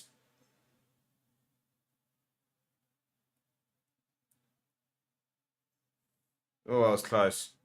That was very close. What's the call here? Is he out? Is it a scrum? Is it a knock-on? What is it? I think it's a penalty, actually. Yeah, penalty. Yeah, it's a penalty. Knocks it out. Come on, man! DMC, there's some serious embarrassing rugby handling errors by both teams. Worse than a schoolboy match. Yeah, it's not been brilliant. No doubt about it. Although it's weird because we actually have seen some really good moments at the same time. It's been a kind of all or nothing game, hasn't it? Frankie Horn goes up, comes down with the ball. Chaps with 5 meters out. 5 meters. We just need one big shove.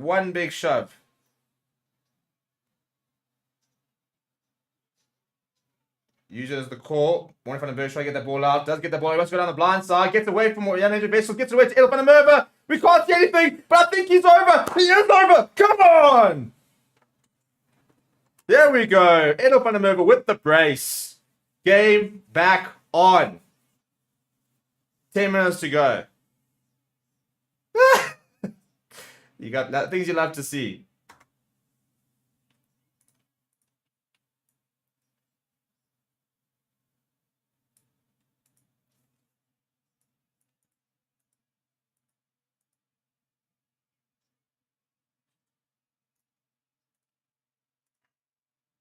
There we go. It's the big conversion to come, and unfortunately, Johnny Lombard's going to have to take over the duty, given the fact that Sanana Hum has gone off. But big important try that.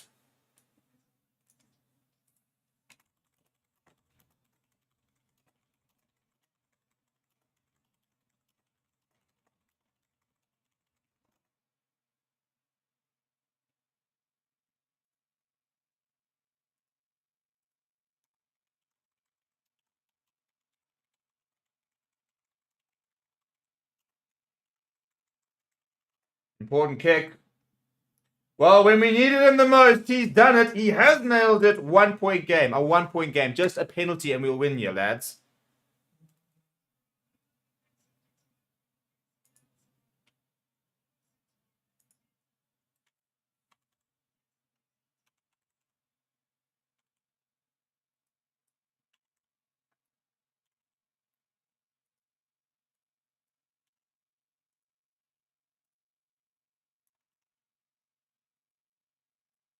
Come on, lads. 1 point game with 8 minutes to go.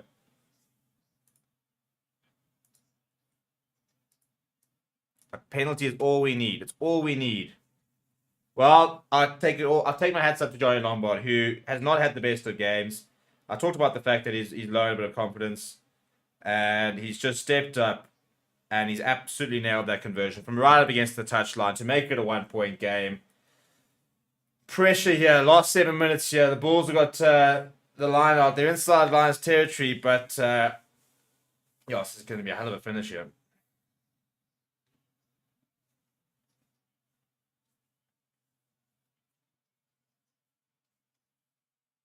Running more here for the Bulls. Needs to be defended intelligently here from the Lions.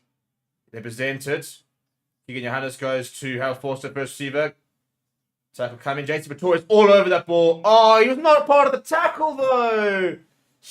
That's the game. That's the game. That's the game. That's the game. Penalty right in front of the poles. I'll take the 3 points. That is heartbreaking. JC Pretorius getting his timing wrong. He's been pinned. And they're going to go for the corner. Well, that's interesting.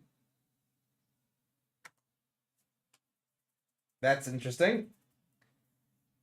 I mean, I can understand the thinking in terms of you score a try, that's the game. But if they lose this and the Lions go on to find a penalty, then you could be kicking yourself. Absolutely kicking yourself.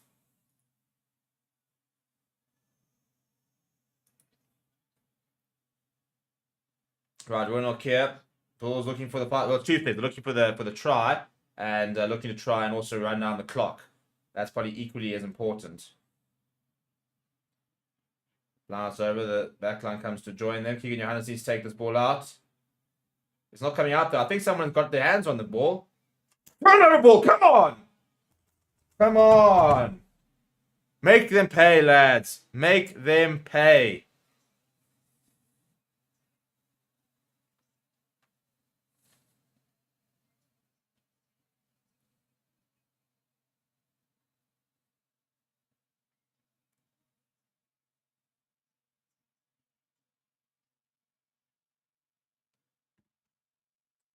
Just over 5 minutes to go. Can the Lions stage a late comeback here? Come on, man. It'd be so cool if you were to win this. Then we can go live for Leinster versus La Rochelle in an hour's time. And I'll be in a very good move.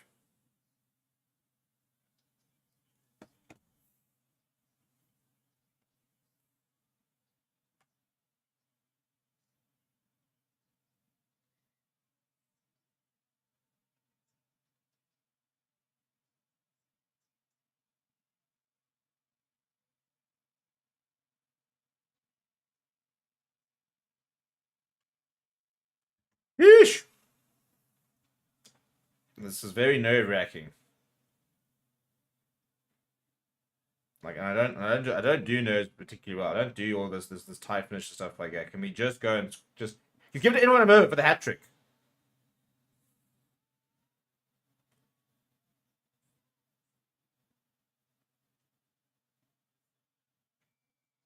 Penalty for the Lions. Come on, get in their faces. Get in their faces.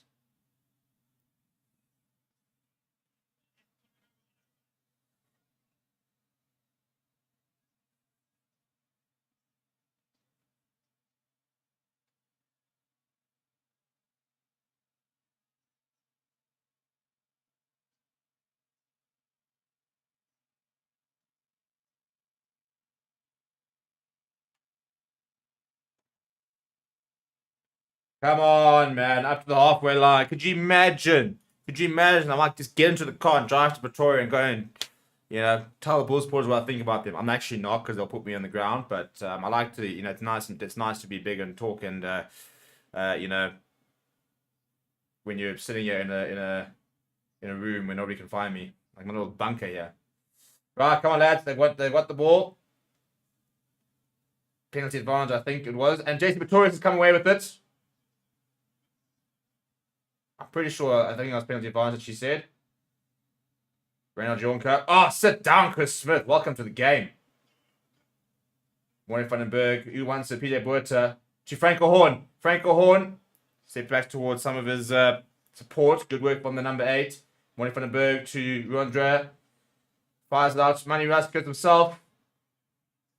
Discipline here, boys. Discipline. Just need a penalty here. We just need a penalty here. Reynald Jonker. Chris Smith. Penalty right in front, boys. Please. Just go through the phases. Go through the phases. Force an error. They go back towards Manny Russ. Reynald Jonker. Spins away from 1. Come on, lads. Should you say advantage? Manny Russ, JC Pretorius. JC Pretorius back on the inside. There's an advantage. Yeesh! My legs are shaking here. Manuel Tutuka.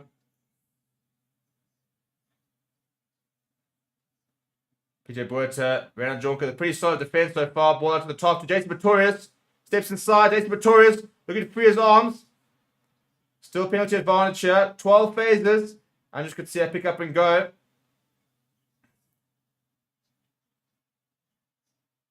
Come on, man. Blow the penalty. Manny Russ.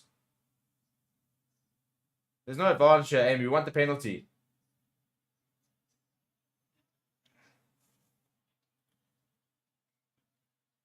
Forward pass penalty. Where is it? Where is it? It's on the left here. We're going to have to go. Shit, I thought it was in front. Shit.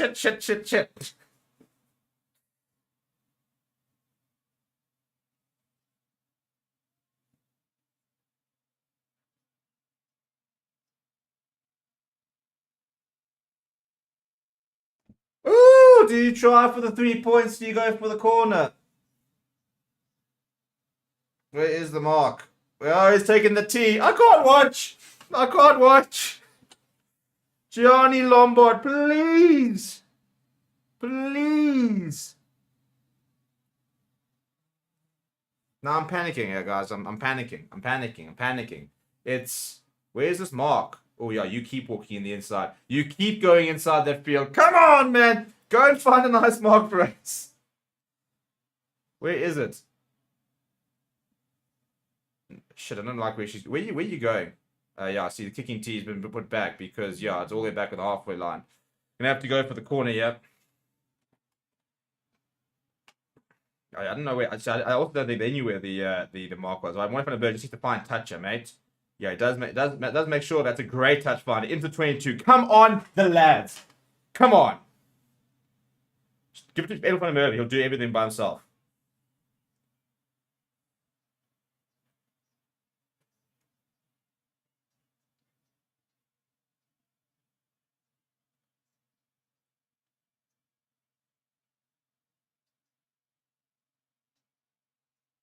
Right, we won the line out. A lot of balls turning around. As I said, they keep finding themselves on the wrong side of the maul here, Amy. Balls come loose, backwards to the core. See, I'm saying this whole maul's been a disaster. Every single time there have been 2 Bulls players on the other side. And how did they land up there? And they keep disrupting it as well. Turnover ball here. I just want to know how it keeps happening. I'm so confused about it. I mean, look, I know the mauls are complicated, but they've done it every single time. Right, Keegan Johannes is going to find touch here. So the line's going to have to go again, but from further back. Just need a penalty in front of the poles. You kind of feel like that was the chance, don't you?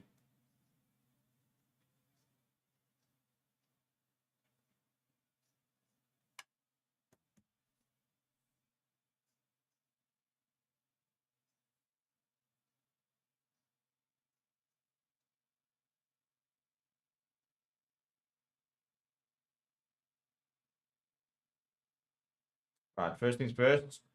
Darren Landsberg makes it good. Takes the chaps. The rolling ball's not really working actually, although this is looking much better. This is looking much better. Looking much better. Balls about. Morne van den Berg. Renan Jonker steps back on the inside. Just need to protect this boy here, boys. Ron Strali. Morne van den Berg. Ron Dreyer. Just need a penalty. We just need a penalty. Does Lombard drop into the pocket? Is he currently in the pocket? He is in the pocket. Johnny Lombard, make my day. He's missed it.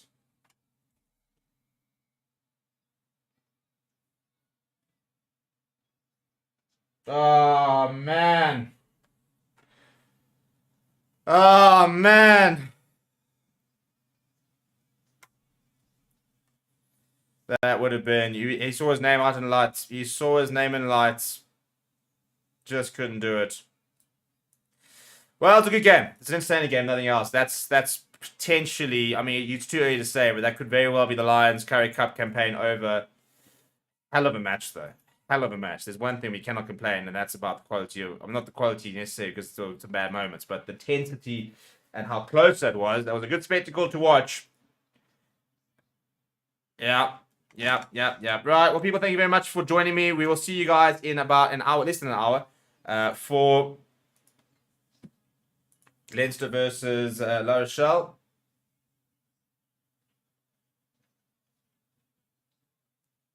But what a game. What a game. Well, that was fun. I'll see you guys at the Leinster game. Please do go. Yeah, swing the link around. Let's try and get as many people into the chat, into the stream as possible. Let's try and make it a really big one. I'd like this to be our biggest non-South African stream ever. You guys can make that possible if you come and join me in about 45 minutes time. I'll be there. But this will redirect you straight to the stream. So we'll see you guys there very shortly.